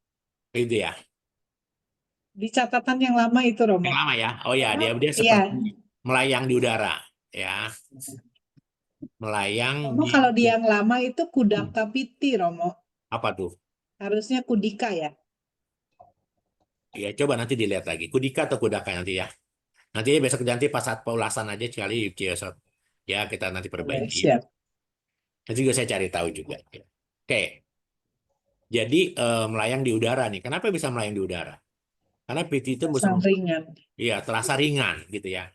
Menyeluruhi tubuh dia, lalu dia bisa seperti apa tuh? Seperti kayak bisa kayak orang yang meditasinya belum stabil sudah bisa mengalami ubega PT. Ya, jadi kalau kita bicara bahkan kalau kita bicara okantika piti itu pun juga bisa dialami kalau pada saat orang meditasi belum stabil. Ini yang dua, yang dua tiga ini, tiga empat ini bisa dialami oleh para meditator pada saat tubuhnya masih belum stabil benar. Begitu teman-teman sekalian. Ya. Nah, terus yang kelima nih baru yang namanya eh, piti dalam jana nih. Namanya apa? Parana piti, Hah? parana, Prana piti ya, gitu ya. parana piti. Prana piti ini melekat di dalam tubuh, meliputi piti semua, membanjiri seperti goa, dibanjiri. Ya seperti goa kan kalau nggak salah itu ya. Saya pernah ngomong ya. Jadi kalau kita bicara piti ini teman-teman ya, kalau kita bicara piti yang namanya Parana piti ini, kita males apa ya? Karena tubuh kita sudah merasa tergiur ke seluruh tubuh, kita maunya berlama-lama dan kita nggak mau meninggalkan meditasi. Kita bahkan tidak ingin meditasi cepat berakhir. Karena orang kalau sudah memasuki piti, kegiuran, dia akan berlama-lama dalam meditasi. Bahkan kita mau buka mata aja seger. Tuh. Tapi kalau kita belum capai piti, yang namanya parana piti, lihat jam, kayaknya udah lama nih, udah setengah jam. Pas lihat ya baru 10 menit. Betul ya, teman-teman ya. Ya. Jadi ini lebih kepada piti yang menyeliputi seluruh tubuh. Kalau yang lama itu seluruh tubuh terasa menyenangkan. Iya, menyelimuti seluruh tubuh secara lebihnya ya, seluruh tubuh ya. Menyenangkan ya. Menyenangkan. Seperti apa? Bagaikan minyak yang meresap ke dalam gumpalan kapas, katanya begitu ya. Bagaikan minyak yang yang meresap ke dalam gumpalan kapas dan kemudian menyeliputinya, begitu teman-teman sekalian.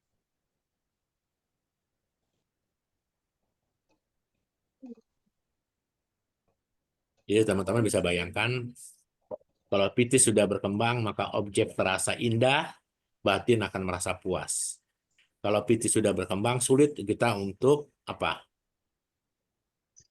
Sulit kita untuk bisa meninggalkan objek kita, gitu ya. Iya. Dan orang bisa berlama-lama dalam meditasi karena ada piti. Kalau tidak ada piti rasanya meditasinya susah, nggak bisa lama-lama. Begitu ya, nanti kita bahas lagi berikutnya. Yang penting kita sudah, ini kayaknya sudah kita bahas di pertemuan waktu bab 1 ya, jadi nggak terlalu panjang ya. Lalu yang berikutnya adalah canda. Canda itu hasrat. Jadi kalau orang bilang canda, ini sama dengan apa sih? Sama dengan hasrat ya. Kalau di bukunya Pak Pandit itu keinginan untuk berbuat. Beda nih. Untuk berbuat. Ya, tapi kalau kita bicara karakteristik, fungsi, manifestasi, dan sebab terdekat. Ini kita bisa lihat salah satunya adalah apa itu yang namanya hasrat. Hasrat itu kalau kita lihat di buku yang Mulia Yasin Keminda adalah apa? Untuk melakukan sesuatu. Hasrat untuk di catatan kita apa sih? Betul ya, hasrat untuk melakukan sesuatu ya. Hasrat untuk melakukan sesuatu. Fungsinya ngapain teman-teman? Tahu nggak fungsinya? Mencari objek, ya. Mencari objek. Dan manifestasinya adalah kebutuhan akan objek.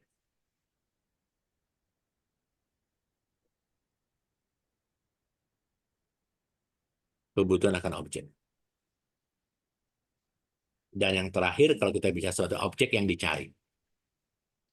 Berarti objek yang dicari. Objeknya harus dicari dulu, baru nanti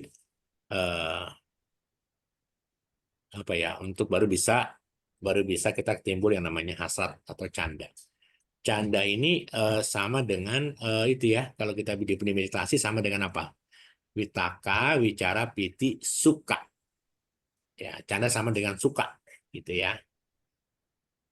Nah, teman-teman sekalian, sebab terdekatnya hampir sama dengan si piti nih, karena kan canda itu kegiuran, piti itu kegiuran, canda itu adalah apa namanya suka atau hasrat atau keinginan. Makanya ada orang pernah mengatakan begini, Romo kan tanha itu kan adalah kita kan menghancurkan tanha kan. Lalu keinginan kita untuk belajar dhamma, keinginan kita untuk mendengarkan dhamma itu termasuk tanha atau tidak gitu ya. Orang bilang kalau ini namanya adalah canda, keinginan. Canda adalah keinginan untuk merentangkan seperti kita merentangkan tangan batin ke objek. Begitulah. Jadi supaya kita mau belajar dhamma karena kita merentangkan tangan kita untuk mendengarkan dhamma. Begitu itu canda itu seperti itu. Jadi faktor yang namanya hasrat ini ya ketika dia menangkap objek dia memerlukan beberapa faktor mental yang bersamanya. Misalnya apa? Perhatian. Jadi si canda ini nggak bisa sendiri nih. Dia butuh perhatian ya untuk membuat supaya objeknya menoleh ke dia gitu loh. Teman-teman sekalian. Dia juga butuh witaka untuk supaya bisa menempel gitu loh. Ya, dia juga butuh wicara untuk bisa terus-menerus. Makanya yang namanya witaka, wicara, piti, suka. Ini jadi kalau dalam meditasi ini namanya faktornya namanya suka. Begitu teman-teman ya. Jadi ingat loh kalau kita bicara canda dia tidak bisa berdiri sendiri ya. Dia membutuhkan apa ya? Membutuhkan tadi dia membutuhkan witaka, membutuhkan wicara, membutuhkan yang lain. Jadi kalau kita bicara hasrat atau apa itu canda kalau gitu? Maka canda adalah keinginan. Keinginan untuk melakukan, gitu ya kalimatnya ya. Melakukan sesuatu untuk mencapai tujuan. Untuk mencapai tujuan. Begitu teman-teman sekalian. Ya. Kalau hasrat di sini dengan hasrat canda di apa bedanya apa bedanya canda dengan ya, canda di bulatan hitam dengan canda di bulatan biru ketika dia mencapai jana. Apa kira-kira teman-teman? Ini kan sama dengan canda dong. Canda sama dengan suka kan? Betul nggak? Ini kalau kita lihat ya teman-teman sekalian ya, nanti kita lihat ya bahwa canda bisa muncul di mana kita lihat. Tapi yang jelas begini, ketika dia menjadi canda gitu ya, menjadi hasrat, dia apa ya kalimatnya ya? Ini sesuatu yang berbeda. Jadi canda, kalau kita bicara canda, nanti ketika dia menjadi suka gitu ya, menjadi suka maka apa ya? Dia bisa menjadi sesuatu yang berbeda. Kalau dia suka, maka faktor-faktor mentalnya pasti apa? Yang Romanasa. Sobana. Kalau dia canda, biasanya bisa apa? Aku salah. Terus apa? Bisa apa lagi? Yang hitam kan apa? Universal apa? Universal sekali-sekali ya. Pakai naka, dan bisa sobana gitu ya.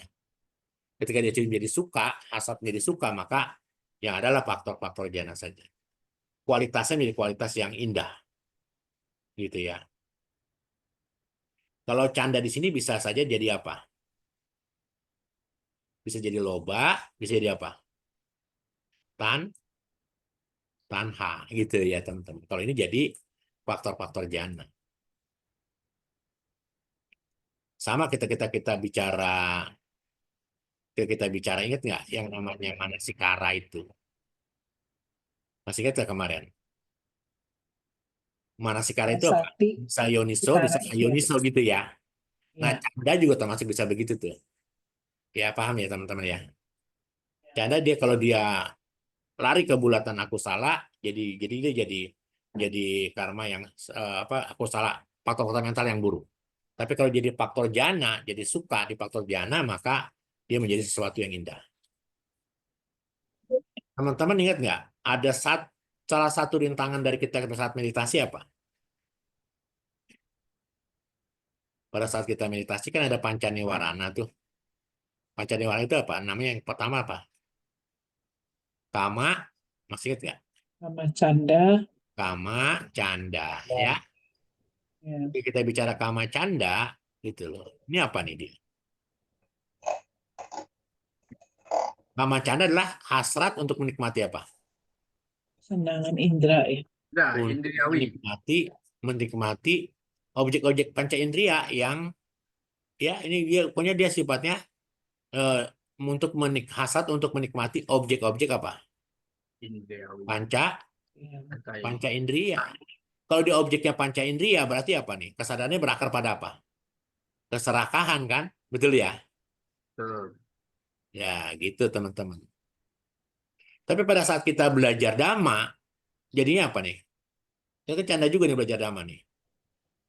Hasrat atau canda ini pada saat kita mau belajar dhamma, pada saat kita mau meditasi, kita mau ikut jadi pabaja gitu kan, maka hasratnya menjadi kualitas yang baik. Jadi canda itu bisa bisa baik, bisa tidak baik, karena makanya warnanya hitam. Jadi teman-teman kita lihat makanya berapa sih kekuatan canda itu? Kita lihat di sini. Kalau kita bicara canda, Berapa satu? ada berapa nih? Kita Satu. lihat nih. 100, canda ada berapa? Kalau kalau kalau PT kan 51. Kalau canda ada berapa? Tuh, ada 101. Ya, bayangkan tuh. Yang 101 itu adalah termasuk kita berbicara tentang kebencian. Di dalam kebencian ada canda. Tapi candanya yang aku salah gitu ya. Bayangkan canda itu ada 101. Nah, ini teman-teman nih untuk yang menghafal ini nih, menghafal yang Sabacita Sadarana itu kan gampang 121. Yang perlu kita hafal yang pakai naka. Yang pakai naka ini berarti kita harus hafalin Witaka 55, Wicara 66, Adimoka itu 110, Wirya itu 105, Piti itu 51, dan Canda itu 101. Paham ya? Angka ini jadi hafal ya. Angka ini pahami berarti ya. Jadi Ya. paham nggak angka ini jadinya? Paham ya? Ya, Romo, ya paham. Oke. Dengan pembahasan tentang hasrat atau canda ini selesai, maka 13 faktor mental yang disebut sebagai hanya samanya cetasika juga beres. Saya kembalikan ke Ji. Baik, baik, baik, baik. Luar biasa Romo malam ini ya, seru sekali. Baik, mewakili teman-teman semua, saya mengucapkan Maha Anumodana kepada Romo Ruby yang sudah membabarkan Dhamma malam ini. Anumodana Romo. Bapak Ibu, kita sampai ke sesi tanya jawab. Dipersilahkan ya bagi yang ingin bertanya secara langsung atau melalui kolom chat boleh ya, silakan. 3 poin tapi panjang lebar Romo malam ini ya. Saya pernah mendengar, Romo, saya mengawali pertanyaan pertama nih Bapak Ibu ya, sambil menunggu pertanyaan-pertanyaan dari Bapak Ibu semua. Saya pernah mendengar, Romo, kalau canda itu adalah versi positif dari tanha. Benar nggak itu, Romo? Saya bilang, dia bisa menjadi versi positif, bisa menjadi versi negatif. Ketika dia Oh, menjadi berarti versi dua-dua ya. positif, ketika sama dia sama kayak kayak Manasikara jadinya. Ketika dia menjadi versinya positif, maka tanhanya positif itu ya belajar dhamma, meditasi, keinginan belajar dhamma, keinginan meditasi, keinginan ikut pabaja, keinginan ikut siracarini, itu canda. Tapi dia bisa menjadi negatif, yaitu menjadi loba, ya menjadi serakah, itu ketika dia punya apa ya, punya objek yang tidak baik, menjadi loba atau menjadi tanha bisa gitu. Jadi dia bisa menjadi dua faktor. Makanya yang tadi saya katakan canda itu kalau dia menjadi bersekutu dengan aku salah cita bisa jadi loba dan tanha. Tapi kalau dia bersekutu dengan apa namanya, dengan sobana cita, jadi keinginan yang bagus untuk belajar dhamma, belajar meditasi, belajar baca parita, itu canda gitu. Bisa Jadi begitu. umat Buddha masih boleh punya keinginan ya, Bapak Ibu, Iya. asal keinginannya baik ya. Baik. Baik, baik, silakan Bapak Ibu Romo Ramani semuanya yang ingin bertanya. Oke. Oke, ada pertanyaan dari kolom chat dari Romo Hendra yang pertama ya. Saya bacakan Romo. Pertanyaan yang pertama, tadi kan Romo ada bahas tudong. Saya jadi mau nanya deh. Saya cek arti tudong itu adalah dutangga, yaitu biku yang melaksanakan 13 praktek pertapaan yang berjalan menuju tempat sunyi. Memang ada arti tudong yang diartikan sebagai perjalanan spiritual. Boleh tahu berasal dari sutta yang mana? Itu yang pertama. Langsung kedua atau satu-satu dulu, Romo? Ya, dua-dua boleh nggak apa. Boleh. Yang kedua, menurut Romo, umat Buddha selama ini melakukan kegiatan di candi-candi itu keliru tidak? Candi kan Ya, sebetulnya kuburan para raja Jawa, tetapi bukan raja dunia. Dengan mengacu pada Diga Nikaya 16, jika raja Jawa adalah raja dunia, patut kita dukung. Seperti 4 tempat suci di India. Nah, itu pertanyaannya, Romo. Silakan. kita bicara tudong dalam versinya mana dulu nih? Kalau kita bicara tudong dalam versi Indonesia, apa kira-kira? Ada versi Melayu apa? Menutup kepala loh.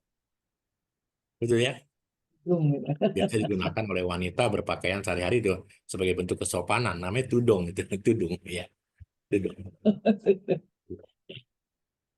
Tapi kalau kita berbicara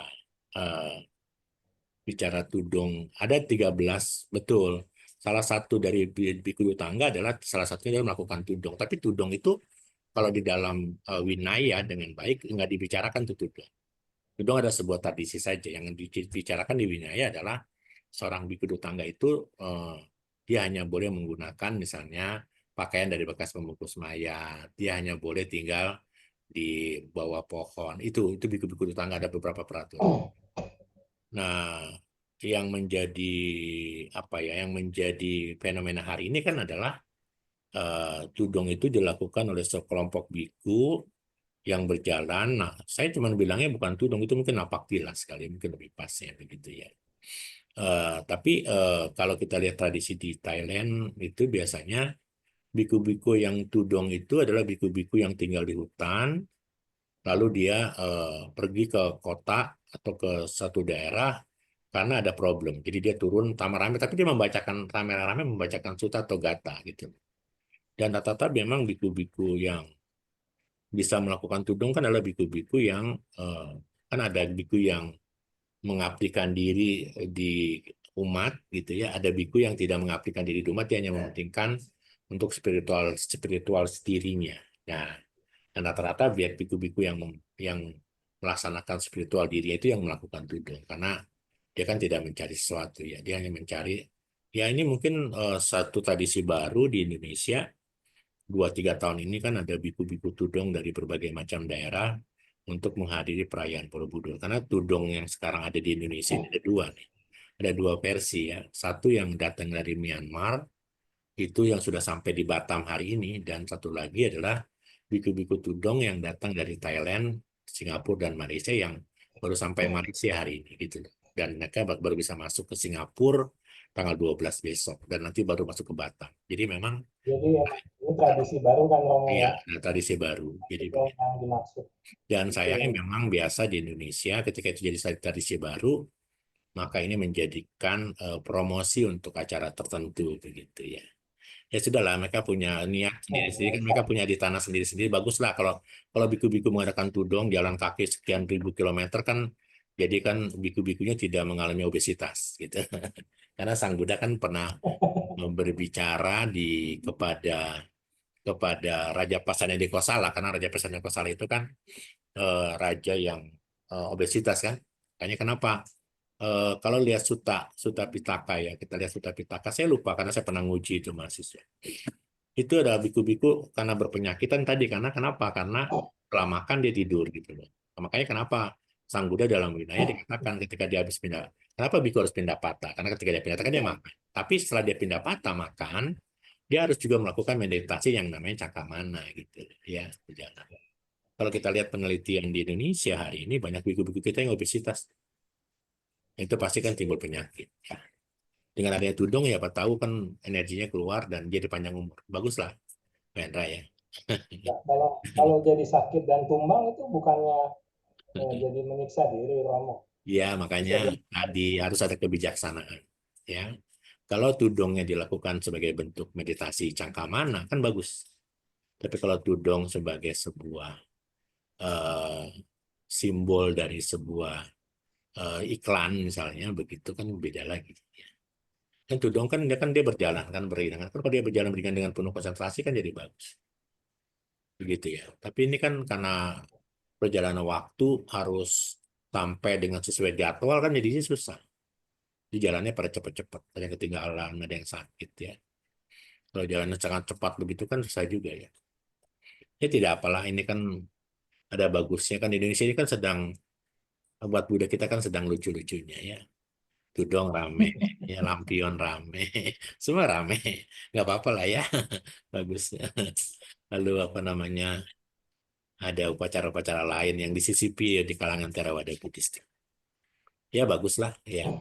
Yang penting Buddha Dharma terus berkembang. Saya juga senang ya. Saya senang sekali ada beberapa wihara tumbuh dan berkembang. Terus tanya-tanya kenapa wihara ini bisa tumbuh di satu wihara itu nggak ada wihara lain. Ternyata pengurusnya ribut. Ketika pengurus ribut, dia daripada ribut dia bikin lagi wihara di sana. Saya pikir coba umat Buddha semuanya pada ribut, pada bikin wihara jadi banyak kata wihara di mana-mana. Gitu. Ya, begitu. Aduh, kacau dah Romo. Ya sudahlah kita pulang karena kita Silakan belajar Romo lebih Hendra, kan mungkin kita kan belajar lebih kan bukan menjadi polisi buat obatin ya nggak apa-apa mungkin siapa tahu ya, betul. bisa. Kalau kita ikut tudong juga boleh lah kapan-kapan ya, dari Kerawang ke apa namanya ke Borobudur kan lumayan tuh berapa puluh kilo ya. Masih ada pertanyaan Romo Hendra, silakan. Yang perlu kita sikapi adalah ketika seorang biku yang keluar dari Niroda Samapati, itu yang kita tunggu. Kalau seorang biku Ya. yang keluar dari Niroda Samapati, 7 hari Anda konglomerat loh. Kalau dia rahat kan, gitu. Ya, Ya, satu, amin. satu. Semoga ada ya Romo dan Ada, berjodoh untuk ketemu ada. kita-kita ya. Paraminya juga belum. Ya, Pertanyaan kedua Romo. ya. Kasih. Pertanyaan Ya. kedua. Apa tadi pertanyaan kedua? Saya lupa saya. Saya Apa? bacakan lagi ya Romo, saya ulang sebentar. Hmm. Menurut Romo, umat Buddha selama ini melakukan kegiatan di candi-candi itu keliru tidak? Candi kan sebetulnya kuburan para raja Jawa, tetapi bukan raja dunia. Dengan mengacu pada Digha Nikaya 16, jika raja Jawa adalah raja dunia patut kita dukung, seperti 4 tempat suci di India. Yang pertama begini, Ziarah candi ya. ya. Yang pertama begini, apa sih itu candi? Candi, kalau kita bicara candi, di India pun candi kan bentuknya kan. Stupa. Di candi kan pasti ada stupa. Stupa adalah tempat apa sih? tempat menyimpan abu atau jenazah kan begitu. Itu pengertiannya. Ya. Karena pasti candi ada stupanya gitu kan. Nah, sekarang kalimat yang lebih sederhana kan sebagai bentuk penghormatan kita, maka para biku yang sudah mencapai kesucian, para raja yang kita hormati, dia dibuatkan stupa-stupa. Sekarang banyak loh biku-biku juga yang sudah meninggal dibuatin stupa kan gitu. Itu sebagai bentuk penghormatan kepada sesuatu yang pantas kita layak dan kita puja. Tapi sekali lagi, umat Buddha di Indonesia sedang lucu-lucunya karena kenapa? Mereka datang berduyun-duyun, berlomba-lomba, sedang memupuk parami kan? Dan parami yang paling baik itu adalah parami yang kalau dia berdana kepada sangga gitu kan. Sehingga itulah akhirnya menjadikan mengkultuskan sangga gitu. Sehingga orang begitu percaya dan yakin kepada sangga yang memiliki moralitas yang bagus gitu kan.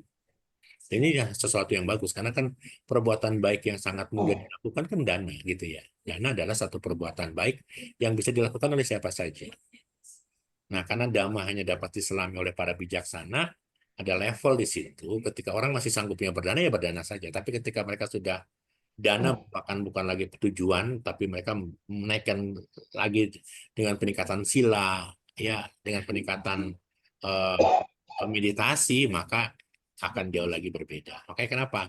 Dhamma hanya dapat diselami oleh para bijaksana dalam batin masing-masing. Sehingga pengurus wihara, pengurus cetia, majelis, sangga, dia melakukan hal itu. Mereka yang sudah memiliki pengetahuan dhamma yang cukup, retret meditasi, retret apa jadi samanera, jadi bikuni kan begitu. Karena pengetahuan ya siapa sih yang mengikuti itu karena mereka yang sudah punya pengetahuan dhamma lebih daripada sekedar hanya berdana. Nggak apa-apa kan, jadi kan bagus karena dhamma hanya dapat diselami oleh para bijaksana dalam batin masing-masing. Kita mengacunya nggak usah begitu, mengacunya kepada memuja kepada mereka yang patut dipuja saja. Kalau kita pergi ke candi gitu kan, ingat ada lagunya kan, ke candi menjunjung jari kan bukan hanya untuk meminta tapi melakukan penghormatan puja. Ya begitu. Dan disinyalir kan kayak Candi Borobudur kan ada stupa, ada reliknya sama Sang Buddha. Sehingga itulah sebagai bentuk penghormatan. Seperti itu ya Pak Hendra. Jadi kalau apakah ada candi-candi tertentu yang ya itu kan kembali kepada spiritual masing-masing. Kalau dia menganggap bahwa di situ dia mendapatkan ketenangan, kedamaian dan sesuatu yang bisa dia dapat, pasti ada-ada saja kan. Pasti banyak aja orang melakukan itu. Tapi yang jelas stupa itu adalah tempat penyimpanan relik atau jasad dari orang yang sudah mencapai kesucian. Ya begitu kan. Kalau ini kita juga harus tahu ya, kalau dia sebagai raja ditaruh di candi kan, yang jadi raja kan nggak semua udah semudah orang yang sudah mencapai raja kan pasti karma baiknya luar biasa. Gitu. Ya, ya, ya. Kita nggak mungkin jadi presiden, kita nggak mungkin jadi raja, nggak mungkin jadi camat, jadi lurah, jadi pejabat kalau tidak punya timbunan kebaikan. Gitu. Iya, betul. Terima kasih. Ya, baik, lanjut ke pertanyaan berikutnya ya Romo dari Upacarika Akyan, dari Romo Akyan nih. Namaste Romo, dalam meditasi wirya yang kuat juga menjadi penghalang. Cara mengatasinya bagaimana? Ya, pernah nggak kemarin ada gambar itu? Gambar yang masih ingat gambar ini ya Romo? Yang gambar burung itu yang saya bilang. Masih ingat nggak? Ini kan ada sayap. Sayap ada berapa? 6 ya? 6 ya. Apa ini? Sata Bojangga ya? Sata Bojangga. Dengan? Masih ingat nggak ini? Coba ya masih ingat nggak ini? 7 Sata Bojangga jadi apa? Sati ini kan? Sati. Iya. Itu kan? Wirya diimbangin sama apa tuh Wirya? Lihat ya. Wirya diimbangin sama apa? Ada nggak itunya? Apa namanya? Nama Cayo ya. Hah? Coba dilihat lagi. Sayap-sayap kesucian itu butuh keseimbangan. Itu di bab 1 kita pernah belajar. Coba dilihat materi bab 1, Ci. Ya, kita pernah materi bab 1. Ya, materi bab 1 itu apa sih? Tentang Sata Bojangga. Masih ingat nggak Sata Bojangga itu? Masih. Hmm?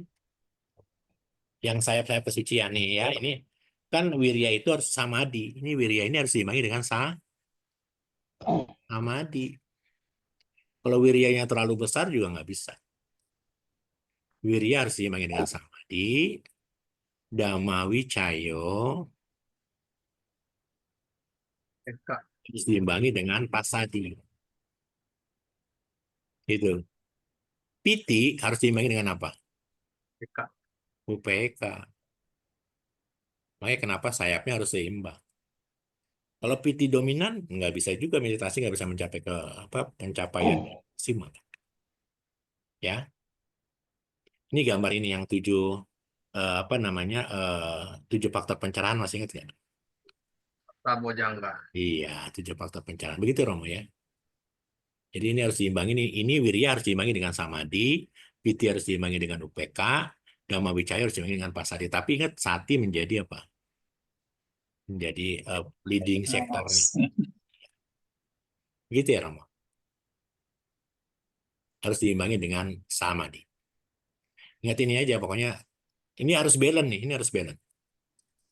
Baru dia seimbang. Dhamma wicaya ketinggian, pasadi harus diimbangi. Makanya ini 7 faktor. Nanti 7 faktor pencerahan ini akan kita pelajari pada saat kita di bab 7. Ya, akan lebih detail Romo. Baik, itu aja. Oke, baik Ya. ya. Ya. Satu pertanyaan lagi dari Romo Linggo Jatijan. Romo, link cita-cetasika tadi bisa didapat dari mana? Possession tugasnya, bukan saya. Iya, bisa didapat dari Kosuisen ya. Possession ya tanya ya. Ya, Japri ke Kosuisen ya, boleh. ya, Kalau nggak di grup, nanti Kosuisen dibagiin di grup, jadi semua bisa dapat ya. ya. Nah, itu. Saya dibantu Kosuisen bisa download, bisa berhasil ini Romo. Iya. Agak ribet ya, agak ribet itunya. Harus dipandu, harus dibimbing. Ya, tapi kalau yang ngerti komputer kayaknya gampang. Ya, kalau untuk yang ngerti Ya. komputer ya. Karena bagaimana juga cara belajar kita harus menggunakan gambar itu, menggunakan program itu. Kalau nggak menggunakan program itu kita susah nanti lari kabur. Ya, itu Possession udah ngirim tuh download. Ya, Ini bisanya di laptop atau di komputer ya, Romo ya? setahu saya bisanya di laptop. Komputer apakah bisa? Laptop Saya ya. belum coba. Saya belum pernah coba.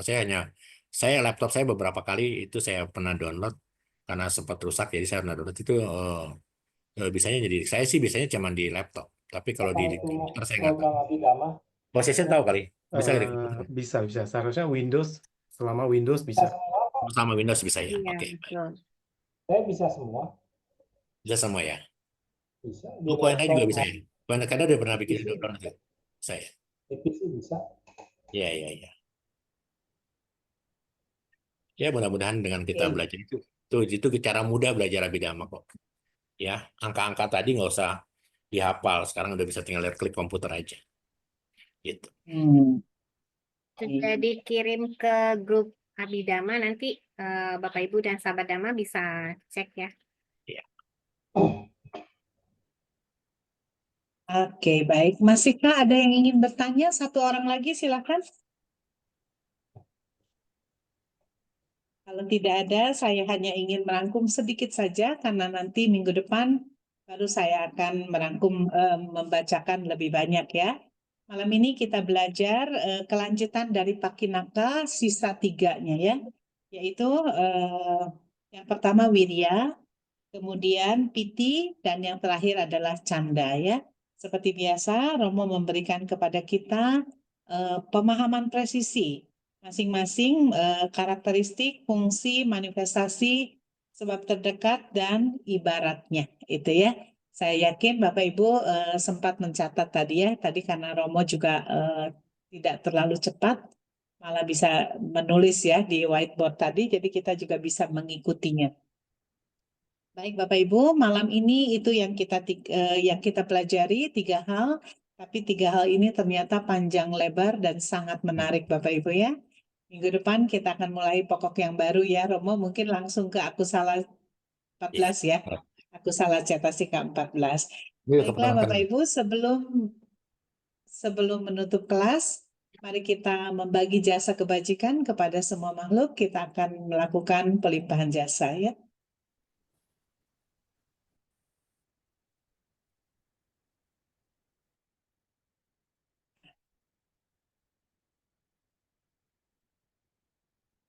Andamayang patidanang karo makse punya sida nikatasa yana nyani kata nime te sanca bagino hontu satananta pamanaka ye pia gunawanta ca maihang mata pita dayo dita mecapya ditawa anye majata werino sata titan tilokasmi te buma catu yonika pance kaca tuokara sangsaranta bawa bawe nyatang ye patidaname anumodan tu te sayang ye cimang napa jananti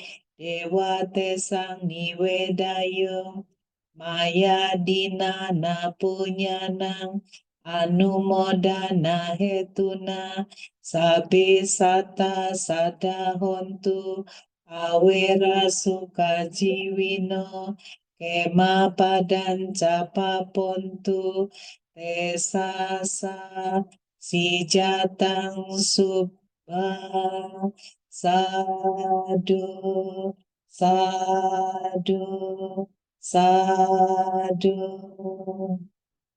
Baik, saya kembalikan kepada Bu Lucy. Silakan Bu Lucy. Baik, terima kasih Bu Yasoda. Baik, terima kasih juga untuk Romo Ruby atas pembabaran damanya pada malam hari ini. Sebelum kita menutup kelas pada malam hari ini, kembali kita akan membacakan Namakara Pata dari Bapak Ibu dan sahabat Dhamma. Kembali kita dengan sikap tangan beranjali, kita membacakan Namakara Pata. Arahang sama sambuddho bhagawa Buddhang bhagawantang abhiwademi Swakato bhagavata dhammo dhammang namasami Supatipanno bhagavato sawaka sangho sanghang namami. Mari sama-sama kita ucapkan Sabe Sata Bhawantu Sukhitata. Semoga semua makhluk hidup berbahagia. Sadu, sadu, sadu. Ya. Terima kasih Romo, Cia Soda, Kosisen, dan Namo sahabat Buddhaya, Bapak Romo. Iya, Ibu. sama-sama Terima kasih semuanya. Romo, terima kasih Bu Lucy. Selamat beristirahat Kosisen. semua.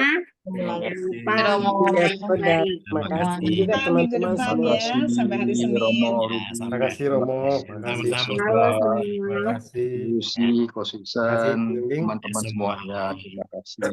Terima kasih ya, izin tutup ya, Terima kasih makasih. semuanya. Terima kasih. Ya, terima kasih Kak Sisen.